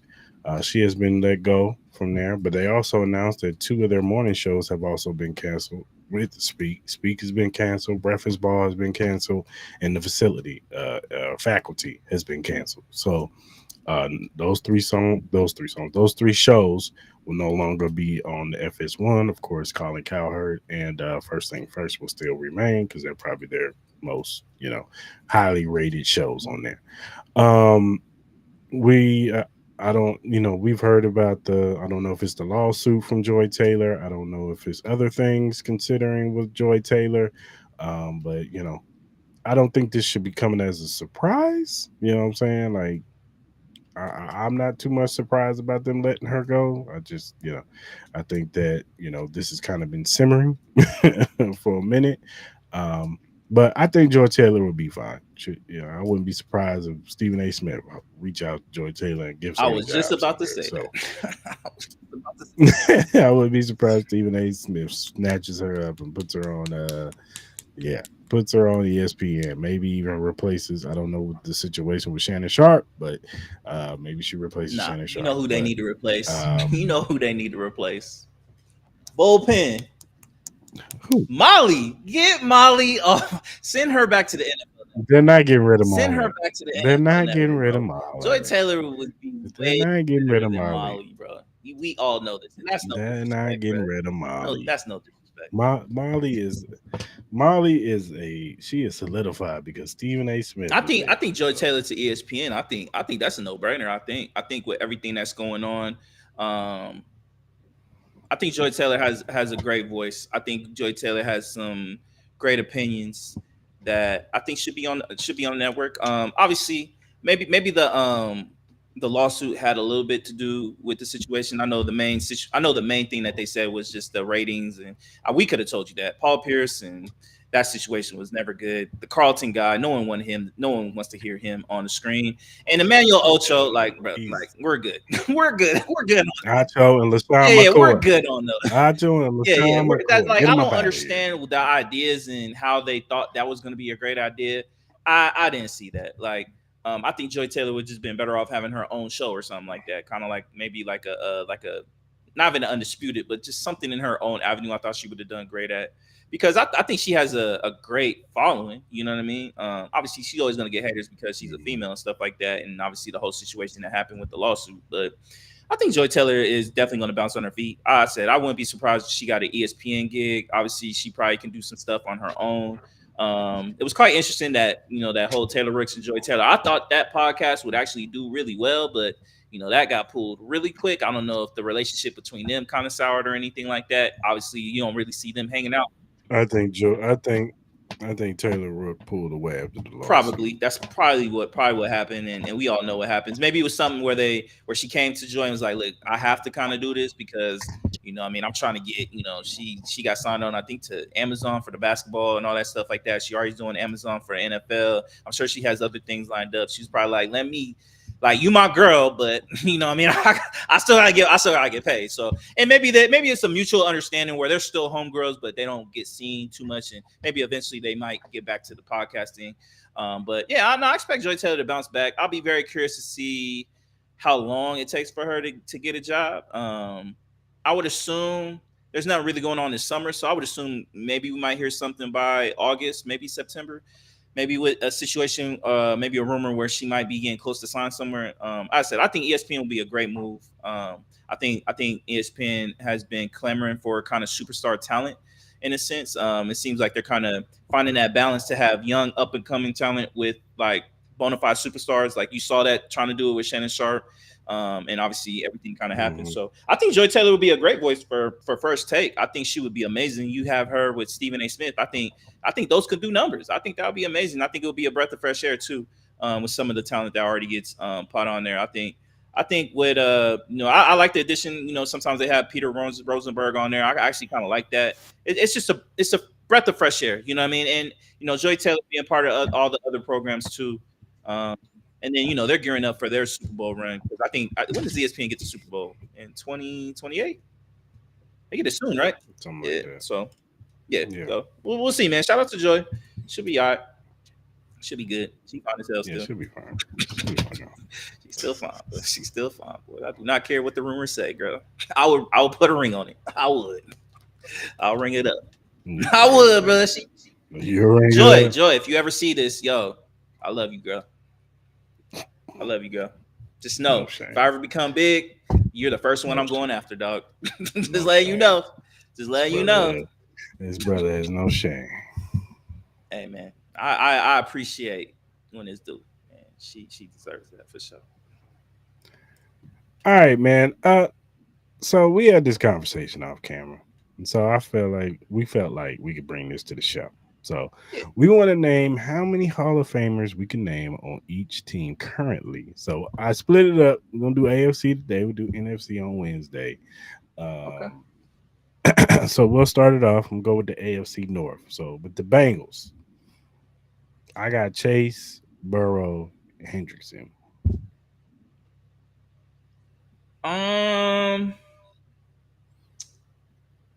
I agree. I can go Chase. I will go Burrow. Um, I will go Hendrickson. Yeah, I will go that route. I agree with you. We can agree. Ravens, right? I got Lamar Jackson and Derrick Henry. Yeah, I got Lamar. I got Derek. I thought Mark Andrews could hit that path, but I know he's had a couple bad years. Maybe Roquan Smith. Maybe. Yeah, Maybe. yeah. Maybe Maybe, Roquan. yeah. I could see maybe No, yeah. Roquan. I think they have players that could potentially get to that, like Kyle Hamilton, maybe a Hamilton, Marlon Humphrey or something like that. Yeah. But right now, no. But I would say maybe those three guys. Steelers, I got TJ and Aaron Rodgers. Yeah, Aaron Rodgers for sure. Yeah, TJ Watt is very easy. What about Cameron Hayward? Would you I don't know. He's Jalen one Ramsey? of the better. Jalen Ramsey too. Yeah, Jalen's up there. Yeah, you could possibly say Jalen. You could say Jalen. But Cameron Hayward, you still got to think about.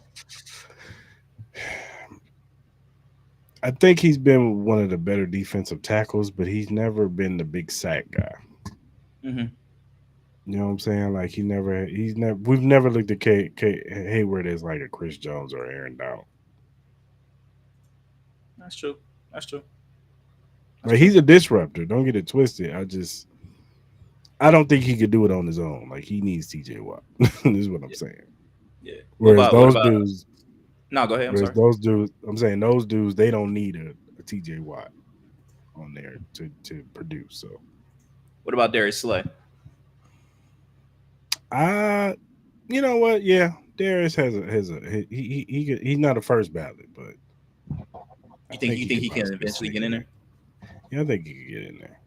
Darius was one of the better corners, in the league for a long time. So for sure. And then the Browns, I got Myles Garrett. That's it.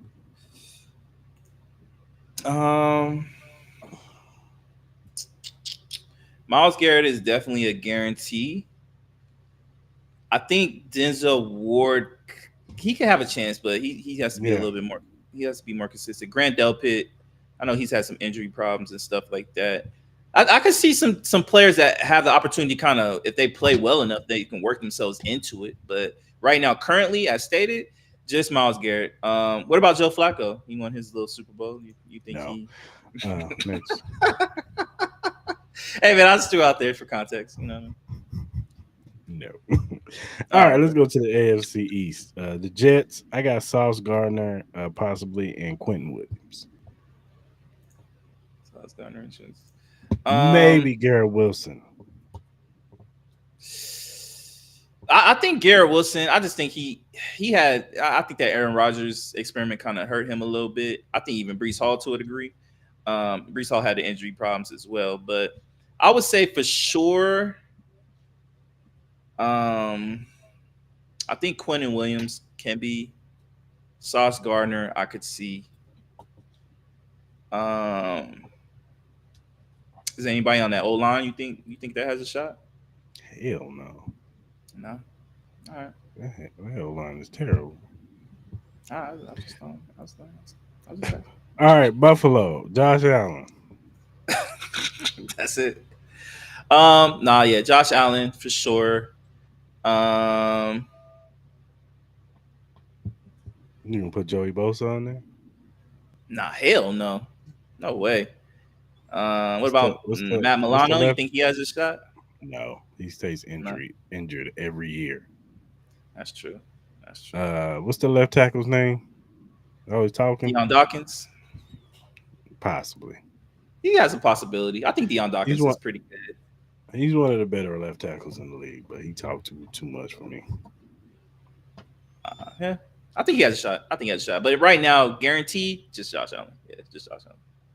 Dolphins, Tyreek Hill. Yeah, definitely Tyreek. I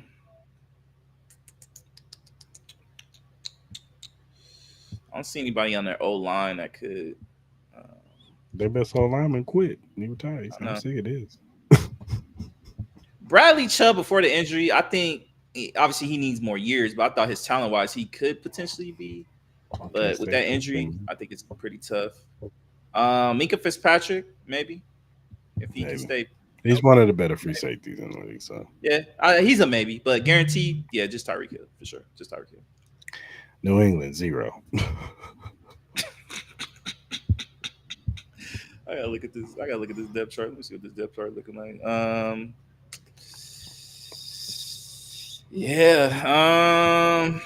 There's nobody. Yeah, guarantees no, but I think there potential, are some Christian Gonzalez. Maybe no. Stephon Diggs not Hall of Famer. Harold Landry, nah. Will Campbell potentially. Just because he's a high pick, you have to put a potential there. But as far as guarantees, there's none. Yeah, you're 100% correct. All right, let's go to the AFC South. Colts. I couldn't find one, brother. I couldn't find one. You couldn't find one? Breaking news. Garrett Wilson agreed to a 4-year, $130 million contract. Congrats. Well, shout out to Garrett Wilson, man. Well deserved. Jonathan Taylor is a no, but he has the talent to maybe potentially. Yeah, he does. What about Quentin Nelson? Yeah, you know what? I take it back. He has been one of the better guards. He's not what he used to be, but he's been one of the better guards. Zaire Franklin? No. Travarius Ward? No, he's a very good corner. He's not a great corner. Cameron Bynum? Travarius has been cooked a few times. You get cooked sometimes. I think they have potential though. I think they have a lot of potential on this list, like Jonathan Taylor if he can get his act together. I think Tyler Warren, depending on how his career goes out through. You got DeForest Buckner a little bit. Latu, if he can continue to do what he do. Yeah. Continue to improve. He could be one of the better pass rushers. Then he could possibly get up in there, but it's early, man. It's a lot of young talent on this team. You know what I'm saying? True that. Jacksonville. I mean, Brian Thomas Jr. Of course, he's he could has the talent to. Travis Hunter, we'll see, but he has the talent to. Trevor Lawrence, no. Josh Allen Hines, he has the talent to, but I don't think he's a Hall of Famer. Yeah, Eric Armstead, no. Travis Etienne's in the doghouse. I'm surprised he's still on the team. Yeah, honestly, I don't see no guarantees. So yeah. Tennessee Titans, maybe Jeffrey Simmons. That's it. Um, maybe Jeff. Maybe Jeff. I don't think L'Jarius Sneed is a Hall of Famer. He had a Hall of Fame year, but I don't think he's a Hall of Famer. Yeah, I can agree to that. Yeah, honestly, yeah, nah. Potential wise, Cameron Ward, he has the potential to do that. Yeah. Calvin really had potential. I don't know if his Well, door's before the closed. gambling situation, he was one of the better wide receivers in the league that nobody He talked about was. because he played on Atlanta. But lately, now last year he actually had a bounce back year. He actually had a solid year with bad quarterback play. Mhm. We'll see how he looks with Cam Ward. Maybe he can get back to what he was. Maybe just Jacksonville wasn't the place for him.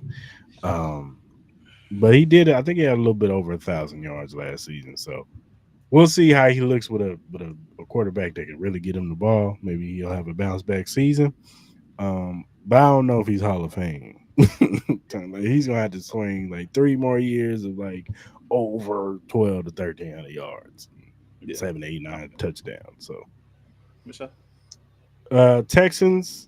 Now look, CJ Stroud has the potential, but I gotta see it. I gotta see him bounce back from that last year. You know what I'm saying? It wasn't the Hall of Fame looking quarterback last year. He looked like he was a cool, good quarterback, but not in the Hall of Fame. But the two shoe ins for me is the two ends: Will Anderson and Danielle Hunter.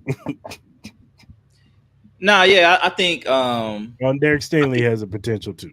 I think Derek Stingley has a strong capability. I think CJ Gardner Johnson could have a potential.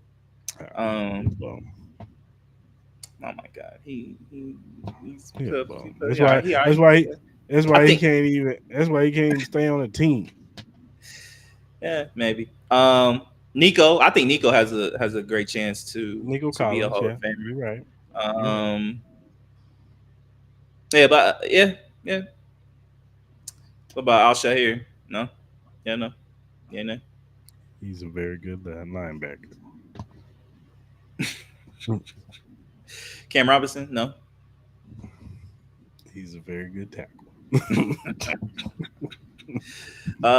Nick Chubb?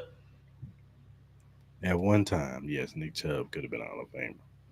I don't know. He might be because he had some great years with the Browns. He might have been like the second best running back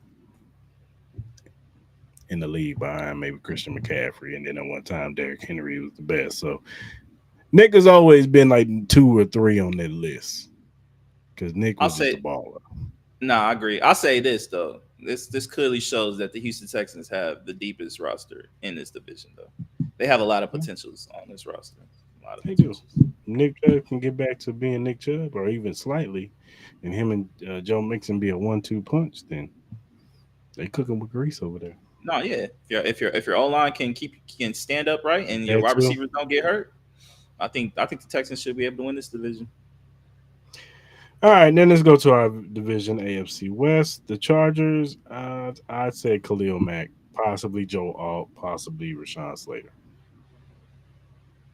Yeah, I think Rashawn Slater could definitely get it. Joe Alt is definitely a high probability. Khalil Mack, I think he for sure can get it. Derwin James, I think he has a chance.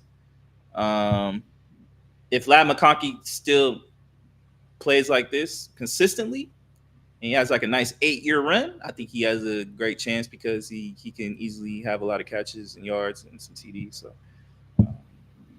Najee Harris is a hell no. Justin Herbert is. I'll say no.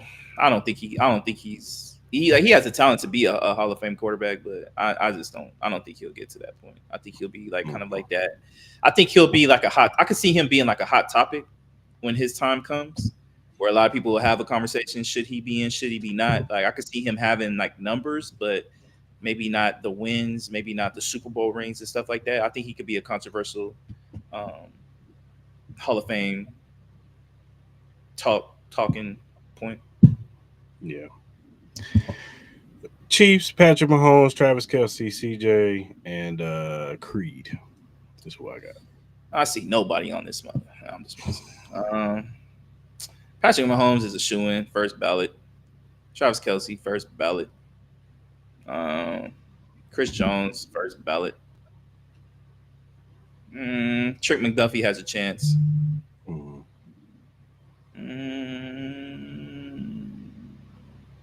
That's it. No love of my man Creed Humphrey, man. Damn.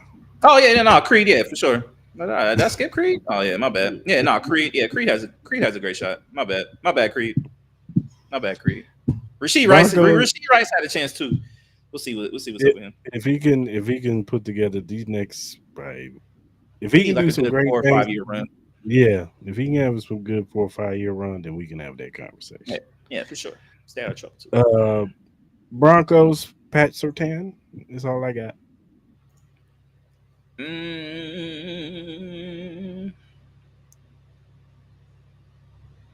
If Greenlaw can Drake Greenlaw could be one, but them injuries I think harping him. But he could have been one. Pat Surtain is definitely a guarantee. But I can see a couple other players having a chance if their careers go out the right way. They can have a shot at getting in the Hall of Fame. That defensive line has some guys. They No, they do. Cornerbacks got some guys too on the quarterback part. Nick Bonito, Riley Moss, who's a good corner, and Jadu Barron, of course.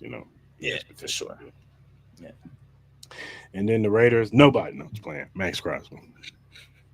No, Max Crosby is a guarantee. I think Brock Bowers. I think he will be a guarantee. He has the potential.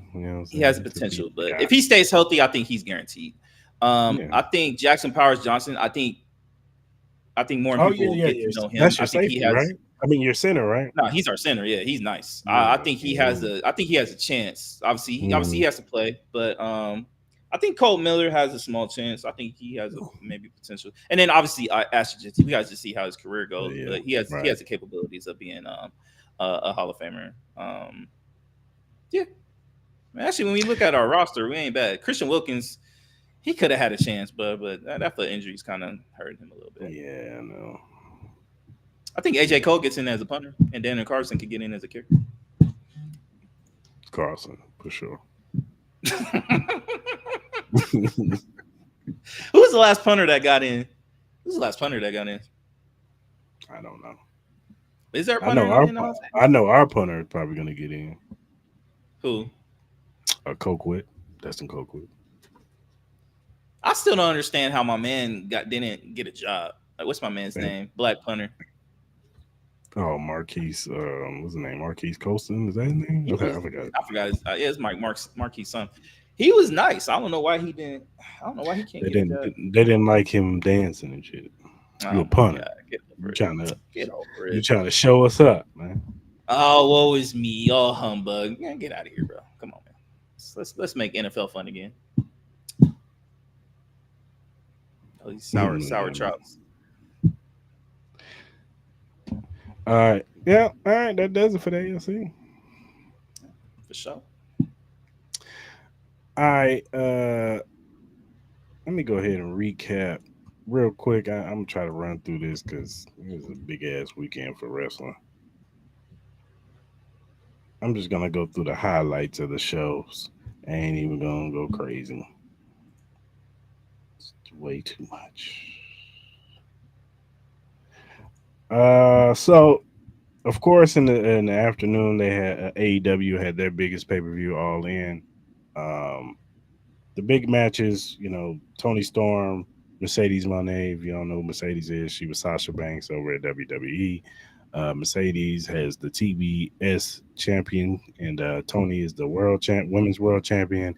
Highly anticipated match. Both of these women put on. They had a great match. A lot of people thought Mercedes was going to win. I thought Toni was going to win, and Toni ended up pulling it out. She ended up winning the match and retaining the championship. So it was a good match. Shout out to the ladies.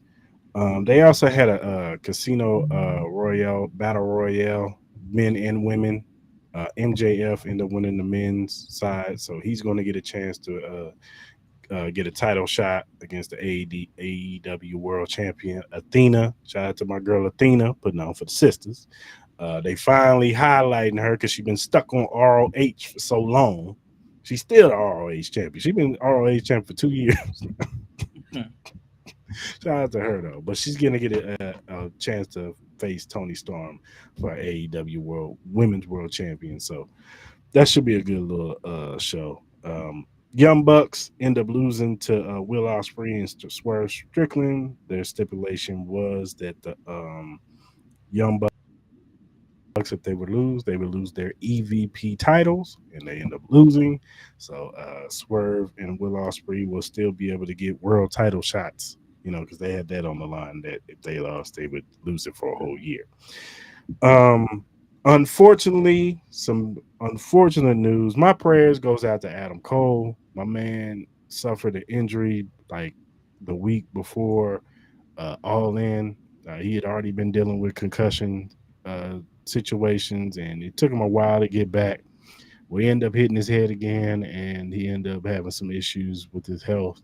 And there could be he said there's possibility that he might have to retire.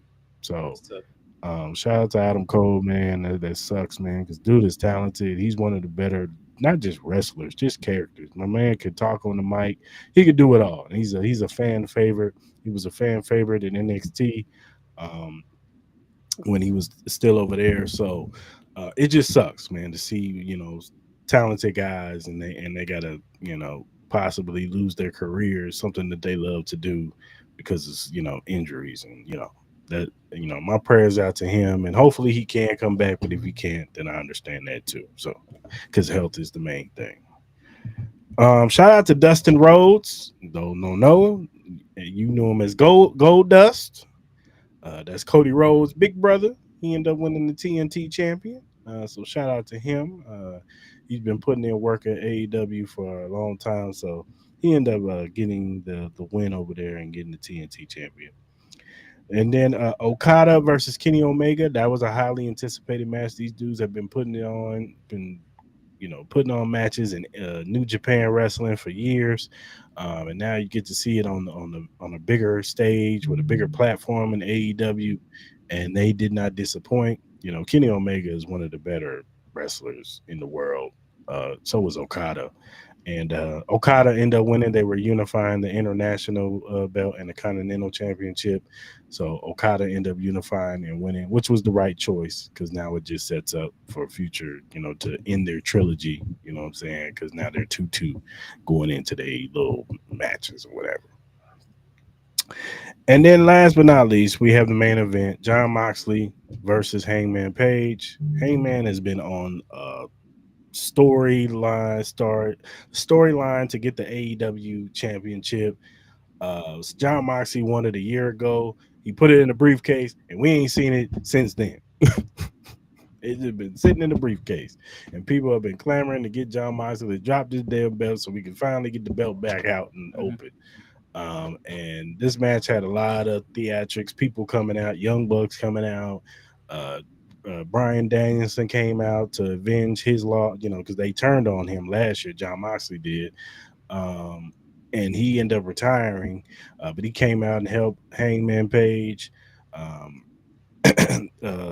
Princess Nana ended up handcuffing Marina Shafir when she was trying to get the briefcase when Jon Moxley told her. So she was handcuffed, so she couldn't help Jon Moxley. And then the big one was Swerve, because Swerve and Hangman had a year-long feud where they hated each other. They did some horrible things to each other. Swerve showed up at Hangman's house over his baby, over his son, and Hangman even said that he still has nightmares of Swerve being over him like that. And Hangman answered back and went to Swerve's childhood home and burnt that thing to the ground. So they've been going at it, but finally they kind of made amends right the show right before AEW All In, and even Hangman, they kind of apologized to each other, like, I regret what I did. Do you regret it? He said, Swerve said he regretted it. Then he had like a chain in his hand. He left it right in front of Swerve, and then it went off. And then, of course, Swerve comes down with the chain, knocks out the Young Bucks, looks at Hangman, throws the chain in. Hangman, because it was a Texas death match, so anything goes. So he took the chain, wrapped it around John Moxley's neck, and slung him over the ring and pretty much choked him out.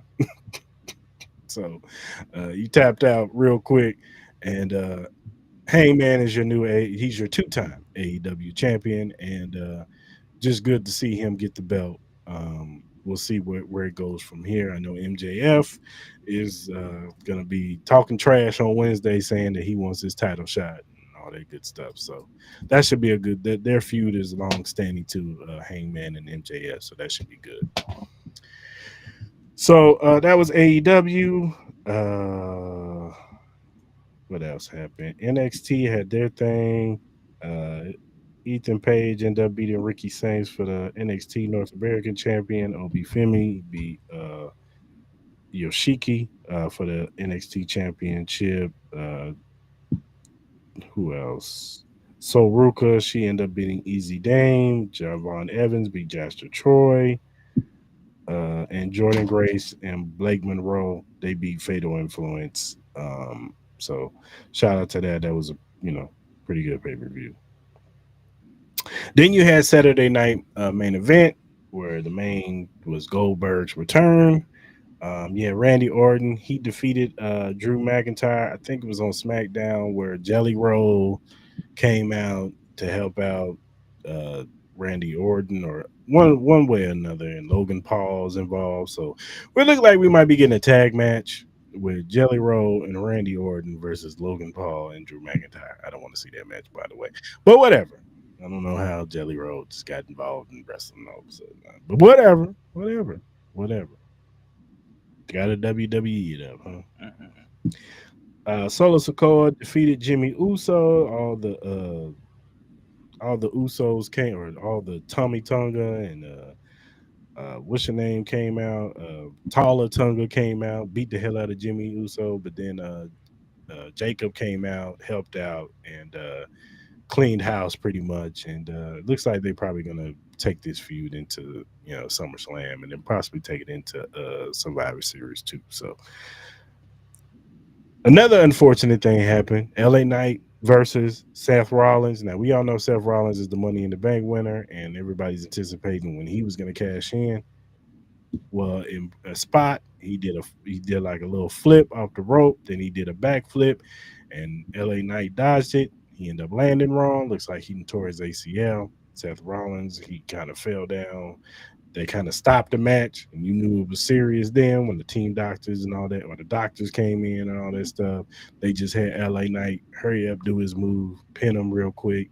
So LA Knight ended up getting the win. But you could tell it was a rushed, job.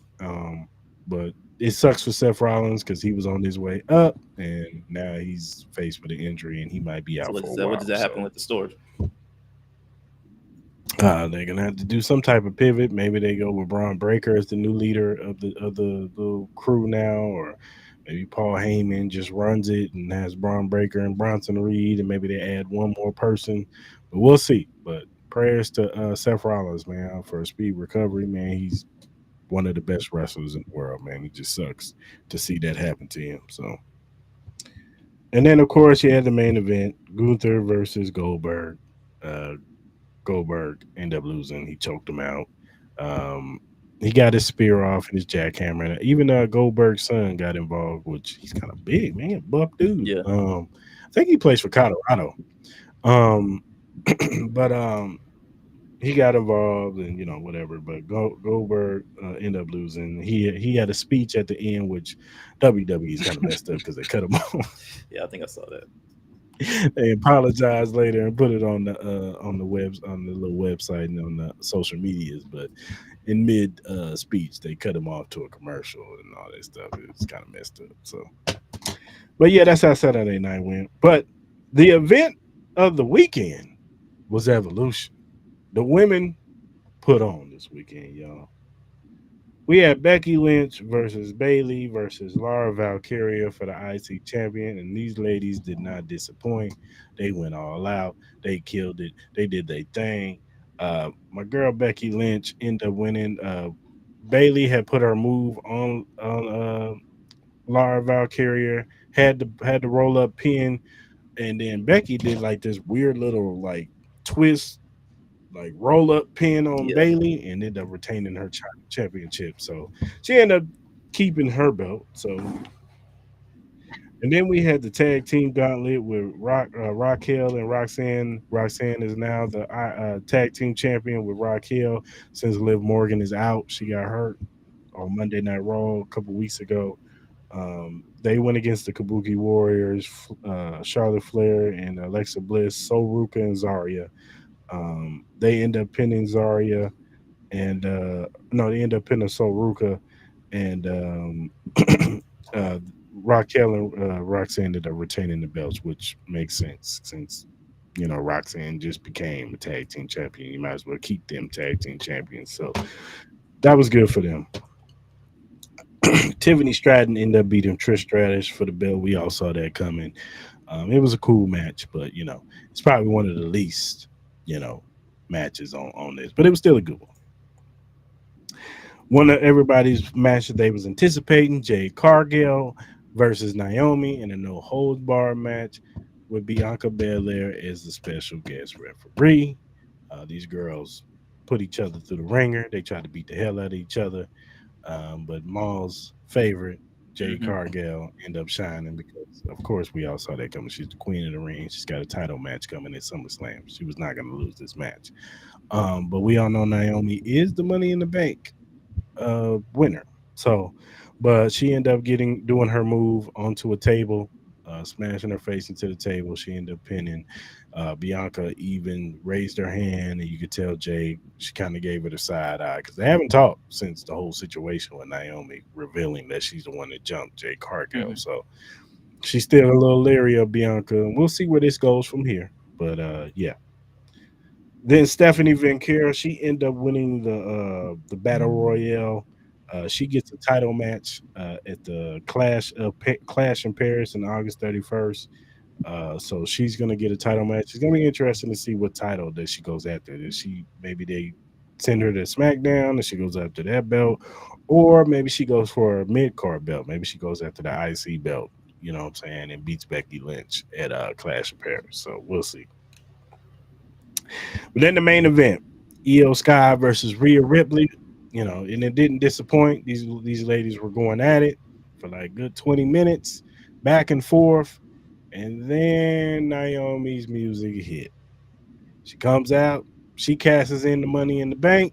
She throws Rhea Ripley out the ring, hits her move on Io Sky, and your new world champion, no, Naomi. So it looks like she's going to Raw. That's why they had her lose to Jay Cargill. So I guess that feud is over. And now she goes to Raw and she's going to be your new women's champion on Raw. So shout out to Naomi. Well deserved. Girl been putting in work for years. Yeah. You know what I'm saying? And she's one of the first SmackDown champions.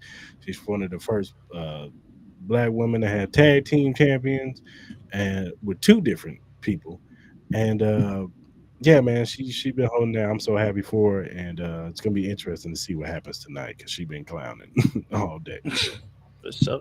shout out to Man, her. shout out to her. But all right, man. Last but not least, man, training camp is coming up, Hmm. sir. I just wanted to go over some training camp, you know, storylines heading in. Uh, we're gonna start with some of the younger quarterbacks. This is the second year for Drake May. You know what I'm saying? It's gonna be his first full season. Can Drake May take this team over the hump? You know what I'm saying? Can he make them viable? I'm not saying them being a Super Bowl contender. They're not ready for that yet. But maybe he can make them better, a little bit better. If they can be close to being a fringe wild card team, or just project. You could see a future with the New England Patriots going upwards instead of Hmm. down. You know what I'm saying? They haven't been good since Belichick and Tom Brady. Really, when Tom Brady left, this team has been bad because even with Bill Belichick, they were bad. So we're gonna see with the Mike Vrabel era, Drake May second year. they've added some pieces with Stephon Diggs and some of the rookies and running backs and all that stuff. This defense should be really good. So we're gonna see, can this New England team be good? So what are your thoughts on Yeah, man, I think that's going to be a really big key. The development of Drake, man, he's always going to be the key to see how far this team will go. Obviously, with the addition of Mike Vrabel, what kind of offense will they play? We're assuming it's going to be more of a run heavy, play action pass style offense, but we got to see. I mean, this might be the best quarterback that he's had coaching in the NFL. So it's going to be very interesting. I think that defense is going to be one of the best young up and coming defenses in this league. I think they could be very, very ferocious. Obviously, I will get a first hand look at it week one because my Raiders will be going on the road, to play that team. So it should definitely be interesting to see, especially with the offensive weapons that we have going up against that defense, how they guard Ashton Genty, Brock Bowers, and Jacoby Myers. So it should definitely be a look with that Patriots team. Definitely interesting. And then you have Bryce Young. He's coming into his third year. His first year didn't go great. The beginning of last year didn't really go great, and a lot of people had Bryce Young's, not looking like he was going to be a future starter in this league. But he comes back in the second half of the season, looks strong. They didn't make the playoffs, but they look like a team that they have some talent over there. Now the wide receivers, Xavier Leggett, he's going to have to, get better at catching the football. It looks like he's been working this year. They did sign Ted McMillan, the rookie. So, they tried to boost their wide receiver core. They added some pieces on defense. So we're going to see. We're going to see what this team can do. They're in a weak division. Atlanta, they might make a resurgence. Tampa Bay is Tampa Bay. They're probably the cream of the crop when it comes to this division. So we're going to see. We're going to see what the Panthers can do when Bryce Young in his second year. I think y'all know me. I'm a big Bryce Young guy. You know what I mean? I think it shows the level of maturity and fight this young man has because he was going through a lot his first couple years. You know what I mean? He could have easily, he got benched, all that. You know what I mean? He could have easily folded up the tent and mentally just kind of just break. But he has a lot of mental toughness. I think that should just really solidify the trust you should have in this young man and running your organization, being the face of your organization, because he's not going to quit, man. And I think he has all the arm talent in the world to be one of the better quarterbacks. I'm expecting great things from this Carolina Panthers team. I'm not saying they're going to win the Super Bowl or anything like that, but I would not be surprised if they're in contention to win this division. I really don't. I think this team, it's young. It's a very young team. Obviously, you do have some veteran leadership, especially on that offensive side with Adam Thielen. He's still producing pretty well. But again, Xavier Leggett, I'm sure he's been working hard on his hands. Ted McMillan, you know what I mean? I know a lot of people have been doing high praises. I know me and you have had a little bit of just kind of we gotta see it, you know what I mean? Because obviously, there's been a thing with Ted where he looks amazing, but he disappears a lot, especially in college. He did that a lot. So not saying it's going to happen with him in the NFL, but I'm really excited to watch this Carolina Panthers team. This is going to be one of the teams where if their game is on, my eye will be on that TV. My eye will be on that TV. And then we had some, veterans who have changed teams. Aaron Rodgers, he goes from the Jets to the Pittsburgh Steelers. You have your Raiders with Geno Smith, Sam Darnold. He left the Vikings to go to Seattle. So we're gonna have to see, how these guys, do. Will they do? Sam Darnold did really good with the Vikings. Can he duplicate that performance with Seattle? Is it the play calling of what's the coach name for Vikings? Oh, O'Connell. Yeah, Kevin O'Connell. So can he is it Kevin O'Connell who put him in position to make them plays, or can he duplicate that in Seattle? Because they do have weapons over there with Cooper Kupp and then JSN. He's going to be asserting himself as a top receiver, young receiver in this game. So we'll see what he can do over in Seattle. Aaron Rodgers, we've had our gripes about Aaron Rodgers in Pittsburgh, but can he shut us up? Maybe he shuts us up. Maybe he has whatever, better feeling for Pittsburgh. Maybe Mike Tomlin can get the best out of him. I don't know. But I don't have my doubts. But we'll see. And then your Raiders. Geno Smith has probably been the best quarterback you guys had in a long time. So can he keep you guys stabilized until you guys get the future. You know what I'm saying? Because I would assume maybe next year the Raiders are looking like, look, the quarterback class was weak this year. Let's go get a better quarterback next year. He could be the heir apparent to Geno Smith. So, can Yeah. he hold it down for the next couple of years, especially this year? Can he make you guys playoff contenders? You know what I'm saying? Can he make y'all look like, okay, we got to pay attention to the Raiders? You know, maybe they're not Super Bowl contenders, but they can make some noise in the playoffs this year, and they can probably upset somebody. You know what I'm saying? So let's watch out for the Raiders because they ain't no slouch. And they added some pieces with Ashton Genty. Um, got two young receivers on there, man. You know, we gotta still look at their defense. Maybe they add some more pieces during training camp with the defense, but definitely, something to look forward to. You know what I'm saying? So Yeah, nah, like I continue on with my Raiders. Like, yeah, like obviously Geno Smith is definitely a huge upgrade that we've seen in the quarterback position in a while. It really feels like with the Raiders that we have a sense of a future in a sense. Like, yeah, we don't have our future quarterback, but it seems like we know what the direction is. Like, you know what I mean? Like, we're not in just like this middle thing where it's like we want to compete for a Super Bowl, but we know we don't have the assets, and then we're still trying to win games even though we should be losing. It seems like with this whole new iteration of front office with Tom Brady ownership and all that type of stuff like that, it seems like we actually have some real football guys in our organization, and we're being ran like a real football organization, which I think is great for us as Raiders fans. We've been in the doldrums for a while now.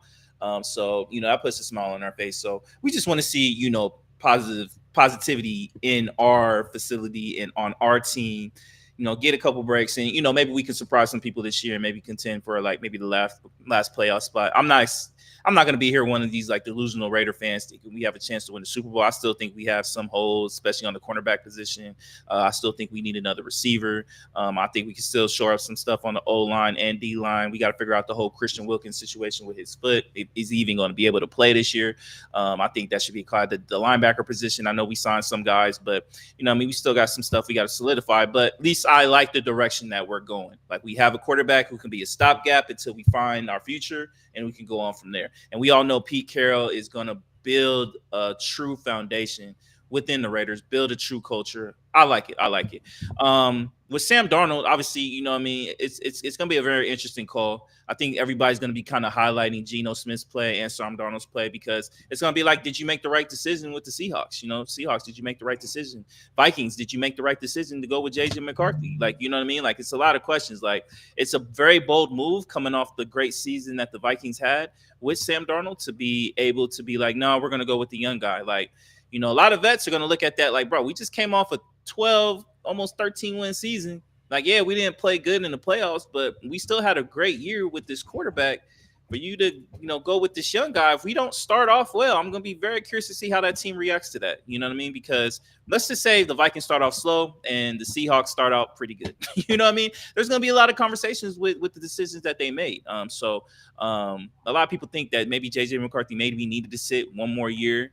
But then again, that is their high draft pick. They're going to put him in there. So, and then with the Seahawks, like, we'll see. Like, Sam Darnold, he does have some talent on that offensive side. They were able to get Cooper Kupp. I think Jackson Smith and Jigba kind of like, broke out as a star receiver. Last year, he had a lot of great games. So I'm going to be very curious to see how he is developed. But overall, man, it's going to be an interesting play, man. Those three quarterbacks are all going to be kind of mentioned together all year, this year especially, to see who made the right decision. Did the Raiders make the right decision? Did the Seahawks make the right decision? Or did the Vikings make the right decision? One of those three teams will be right, or hell, we all three could be wrong. We all three could be wrong. But at the end of the day, it should be a very interesting storyline with all three of those guys being linked together. And then there were some coaching changes too. Ben Johnson is heading over to the Bears. Can he get the best out of that offense? And Caleb Williams, can he make Caleb Williams look like the number one overall pick that everybody's expecting him to be? So can he do that? Aaron Glenn, can he make the Jets somewhat respectable? Can he make them look like at least a team that can possibly vie for a playoff spot? And can he get the best out of Justin Fields too, as far as a motivator? I know he's a defensive minded guy, but can he motivate Justin Fields to bring that potential out that, flashes at times, but can he do it on a more consistent basis? So uh, those are some of the, of course, we were talked about Mike Vrabel and what he's going to do in New England. I think people are expecting him to do a little bit, probably, do a good job with New England. He knows how New England runs. He played there, so he knows what Robert Kraft and that family wants. So we'll see if that he could build that program up too. So, what are your thoughts on Yeah, that? man, it's definitely gonna be the two old past defense and offensive coordinators from the Lions. Like they're gonna be the biggest stories as far as like the coaching, as far as the newer coaches. Obviously, there's a lot of hope for both of these teams. You know what I mean? I think the Jets needed a culture reset and the Bears needed a culture reset. And I think both of these guys are very. We all know Aaron Glenn is he's a very intense guy. You know what I mean? He gives you intense energy. I would not be surprised if that defense is back to being one of the top defenses in the league. I wouldn't be surprised if that defense is one of the more hard knocking defenses in the league. Like I feel like they're going to be kind of the team that's going to need to win gritty games. Like offensive wise, I think they have some pieces. Brees Hall, Garrett Wilson's again. Congrats on that new contract, my brother. Well deserved. And Justin Fields. Like Justin Fields is a very explosive quarterback. I think their running game could be very explosive. Them, doing kind of like a read option with him and Brees Hall. I think that could be very, very lethal. Obviously, I think the passing game is going to be left to be desired with Justin Fields. That's my only problem with Justin Fields. He has some great moments, but he has a lot of bad moments where he's not very accurate with the ball. I wouldn't be surprised if Garrett Wilson does get a little frustrated with this offense with Justin Fields. I would not be surprised if we start seeing something like that. But again, Garrett Wilson could just have a breath of fresh air because he doesn't have to deal with Aaron Rodgers no more. He doesn't have to deal with the stupidity of the coaching staff that they had from past years. No offense to those guys, but we all saw some of the bad decisions that were being made. Robert Saleh, and then obviously the intern coach that was presented last year. But I think they're gonna be hard hitting. And with this Bears team, like obviously, it's all about the development of Caleb Williams. I think the Bears have all the talent in the world to be a competitive team in that division. I think that division could be one of the more exciting divisions with the Vikings, the Packers, the Bears, the Lions. Like there's talent all across the board that team. So Ben Johnson, man, like, he's been held to this standard of being the next it guy, the next Sean McVay, the next Kyle Shanahan. Like, can you be that guy? Can you be the guy that can get this Bears team to relevancy? Like the Bears haven't been relevant for a very long time, probably since maybe a little bit of Jay Cutler days, you know what I'm saying? But at the end of the day, there's a lot of pressure on Ben Johnson's shoulders. Like I think they need to start out pretty fast. I think Caleb Williams needs to, he needs to show the growth within him. You know what I mean? The maturity on the field, being more of a presence, being more of a security for this team, and being able to read defenses pretty quick. So let's see what happens. I'm very curious and very excited to see both of these teams, and especially Caleb Williams. I'm very curious to see with him and Ben Johnson how he calls these plays, how he's developed him, and can he get the best of him? He's been labeled the QB whisperer, so let's see. Yeah, for sure. And then last but not least, um, we got to see can some of these championship teams, can they continue to bounce back and possibly get over the hump? The Ravens with Lamar Jackson, Josh Allen, can he finally get over that hump? And then what are the Bengals gonna do? You know what I'm saying? But also Eagles, can they handle the success of coming off of winning a Super Bowl? We've seen them how they look when they lost one. Now, how do they look winning one? Nick Sirianni, he's read up as his contract. You know what I'm saying? So, how do they handle success? Because we saw they're kind of dysfunctional. They have a little toxic dysfunctionality. It works for them, but that dysfunctional nevertheless. So now that they're a successful Super Bowl winning team, can Nick Sirianni handle that? Can he, or is he going to be able to handle the dudes in the locker room now? Now that they feel like they have arrived, um, and then the bounce back for the Chiefs. Can the Chiefs bounce back after losing this Super Bowl? Can Patrick Mahomes get back to being the Patrick Mahomes that people are wanting and clamoring to see? The guy who puts up numbers and gives you the exciting plays, not this, slow, boring offense that they've turned into. Regardless of what the reasons are, we still want to see Patrick Mahomes be Patrick Mahomes. You know what I'm saying? And can Travis give it one more go? You know what I'm saying? Can he just, you know what I'm saying, even though he was fifth in the league in receiving, can he be still a viable option in this offense with the Rasheed Rice's possibly being the number one option, with Xavier Worthy possibly taking that step up, and whatever you can get from Hollywood Brown, Isaiah Pacheco, can he put together a great season because he's in a contract season?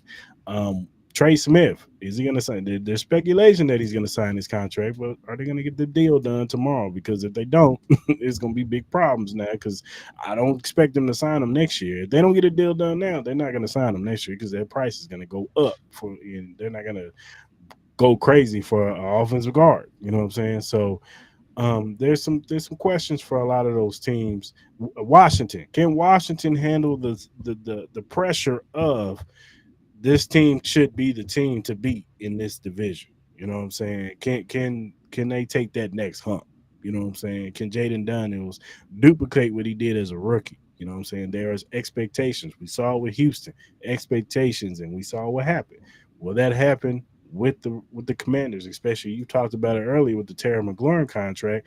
Is that going to derail some things? You know what I'm saying? So can this defense also improve from last year? So there are some viable questions for these teams, and then of course the Cowboys. Can the Cowboys be respectful? I think the key word here this year is the wall. I think with a lot of these teams that have been relevant for so long, the Ravens, the Bills, the Chiefs, like which one of these teams is going to hit the wall? Because we all know sooner or later it's going to happen with these teams, because these teams have been on long playoff runs. Like your team has been on long playoff runs for 5, 6, 7 years now. And we all know the greatness of Patrick Mahomes, Travis Kelce, Creed, Trent, Chris, the list can go on and on. Andy Reid. Sooner or later, this team eventually is going to have to hit a mental wall, just because of just all the football they have played, a physical wall, just all the football they have played. Lamar Jackson and the Buffalo Bills, they've been so dominant in their divisions. Sooner or later, like, you're going to hit the wall. You're just going to have one of those years that just doesn't go your way, and then you might have a surprise team like the Bengals. Like, I know we've all been saying, like, their defense is terrible, but what if they do click? What if they sign their first and second round picks and stuff like that? What if they get that resolved and Joe Burrow has an MVP style year, and they, instead of them starting out 0-4, they start out 4-0? Like, eventually those things are going to start happening. Like, and it's not saying that's going to be the future trend of anything. I'm not saying that's going to be the future of these teams, because Lamar Jackson is still young. Josh Allen and Patrick Mahomes, they're still in their prime years. Like, they're not going anywhere, but they're eventually going to have one of those years to be like, yeah, that was the year that was just a bad year. You know what I'm saying? Things didn't just go the way. I'm very curious to see if that happens this year. You know what I mean? Because we've been so consistent that, oh, the Ravens are going to win their division. Oh, the Bills are going to win their division. Oh, the Chiefs are going to dominate their division. Like, but when you look at it, some of these divisions have gotten better. AFC West has gotten a little bit better. The AFC North has gotten a little bit better.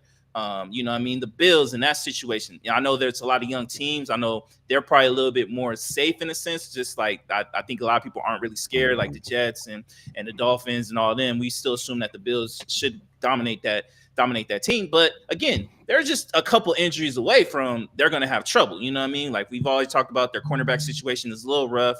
You know what I mean? O-line, some of their receivers are still a little bit young. Like, can we see the development? I think the wall is going to be a key phrase this year. Who hits it? Who doesn't? Do they hit it at all? Or is it the same as always, as the Chiefs, Ravens, and Bills are going to be the top 3 teams in the AFC, and it's just going to be the same thing we've been seeing for the last 4 or 5 years? And then Detroit, watch out for Detroit too. Like, do they hit a wall as well? Because you lost both of your offensive coordinators. You had that devastating loss where everybody assumed that you guys should have made it at least to the NFC Championship game. And to lose at home like that in a dominant fashion, and the game wasn't even really that close. So at the end of the day, I think the Lions are another team that I think should be part of that wall conversation. Are they going to be? Because their division is tough. So, losing both coordinators in a division like that, I think that's something you got to keep an eye on. The wall. Keywords, the wall. Who hits it, who doesn't, or is it the same? For sure. All right, man. That's some of the storylines going into training camp. We're going to have to see how they go. Yeah. Most of the training camps will be kicking off this week, next week, and the week after. Yeah, so we get ready for the Hall of Fame game. So we're almost here, people. Almost.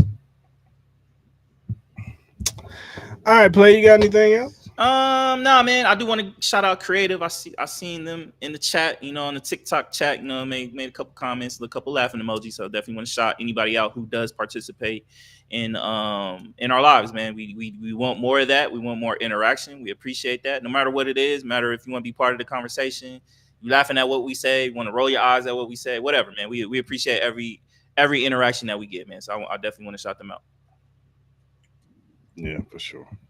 Shout out to Creative. All right, man. Who gets your flowers of the week? I think flowers is very, very easy for me. It goes to the Clipse for everything that's been involved in this rollout to this album, to the vulnerability and some of the conversations that they had in some of their interviews. Man, it's been a great experience. It's been a breath of fresh air with everything that's been going on with hip hop music and kind of like us kind of worried about the genre a little bit. So I think hip hop's being back in a healthy place, and I think with them, Kendrick, some of the younger artists, and hopefully they can be a blueprint on how rollouts and albums should be created, should be rolled out, and all that type of stuff, man. So I definitely want to show all my appreciation to the Clipse, to Pharrell, everybody who was involved with this project, man. Shout out.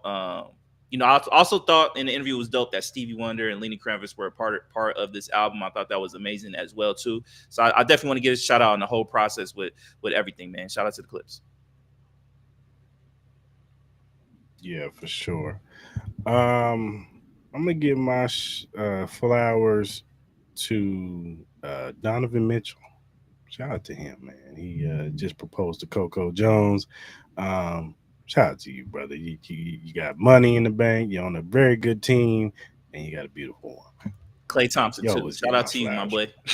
Shout out to you, my boy. Man. I saw Shout out Clay. Hey, bro, you got a nice Megan. Yeah, boy. I ain't gonna lie, bro. He got a nice little lineup. Clay Thompson got a nice little lineup, bro. I'm trying to tell y'all. Shout out to Clay. But I also want to give a shout out on the Sidmore series. I want to give a shout out to the homie Nate Taylor. He was the Kansas City chief beat writer on The Athletic. Longtime beat writer Adam Teicher. He retired finally, and Nate Taylor took his spot, which was well deserved. Good to see brothers getting those big ESPN jobs, and shout out to him, man. For sure.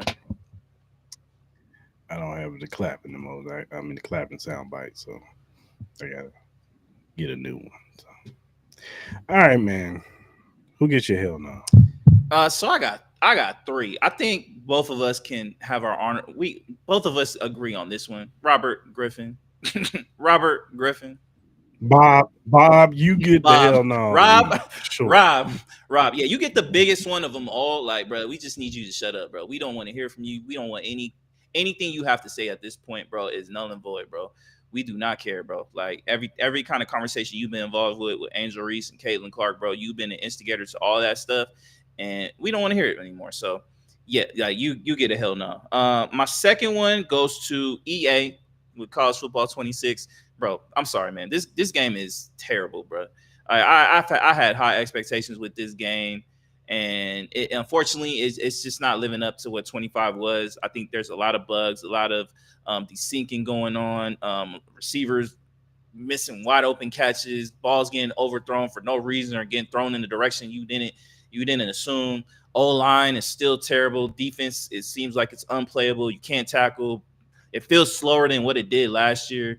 I don't know why they did that. I don't know why people try to get away from the arcadey feel of the games. I think that it just makes the game way better, way more fun. At the end of the game, video games are supposed to feel fun, not like a chore or a simulation. Like, we need to get away from that. Like, I do not like that. So, and that's one. And then third goes to Miami Northwestern. Obviously, news came out that Teddy Bridgewater did get suspended because he was trying to, pay Uber rides and, pay for team food and pay for the field and all that stuff, and he gets suspended for that.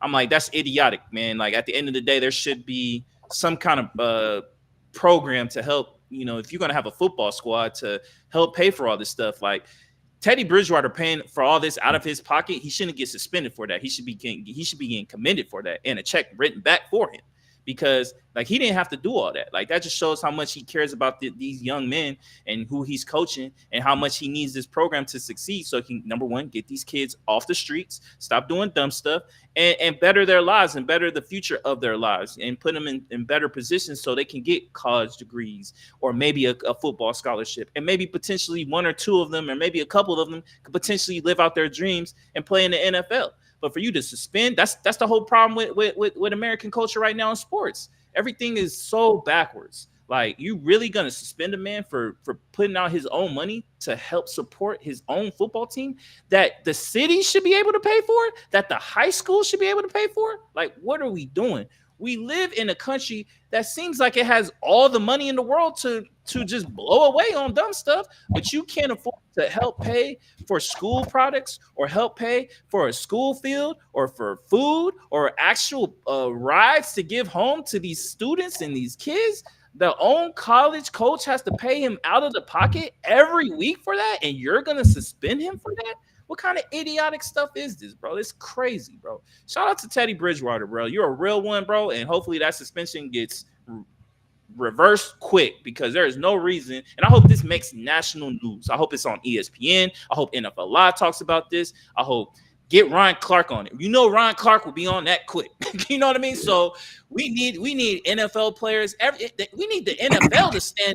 Like, yo, this is not right. Like, if we got to fork over some money to help, we'll do that. Like, there's too many people with money in that sport that should not be able, that we should be going through this with high schools, dog. This is insanity, bro. This is insanity, bro. Come on, do it right. Get them off the suspension and start investing in these kids in these high schools, so we can start in these urban communities, so we can start bettering these kids' lives, man. You know what I mean? It's ridiculous.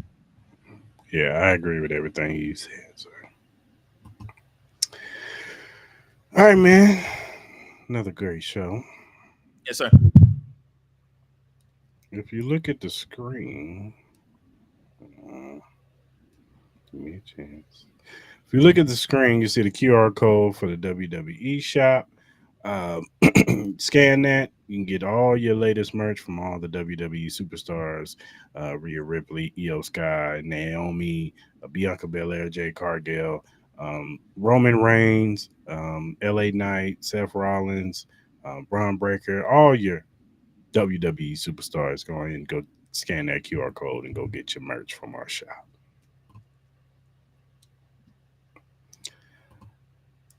Also, if you want to donate to the Cris Mal podcast, you can donate to our Cash App at Cris Mal podcast. You can donate whatever you donate to us. We will appreciate it. Also, whatever streaming platform you use, whether it be Spotify, Apple, Google, Amazon, iHeartRadio, whatever you use to listen to your podcast, we are available on there. If you're a first-time watcher on YouTube, hit that subscribe button, that like button, that notification button. So when we go live on Mondays at 10 a.m. Pacific Standard Time and Wednesdays 9-ish p.m. Pacific Standard Time, you can jump in the lives. You can give us your opinion on the topics that we talk about. We want to hear from you, whether you agree with us or disagree with us. But all we care is that you subscribe to the channel.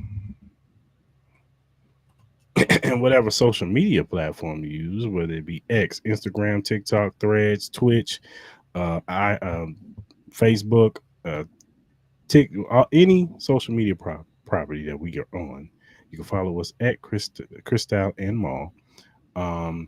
If you have a question or topic, or if you have a critique or feedback, you want to hit us up via DM, email, or our mentions, we like said topic or question, we'll bring it up on the show. We'll shout you out on the show, because we want to show love to those who show love to us. So go ahead and hit us up, and we will hit you back. Mm-hmm.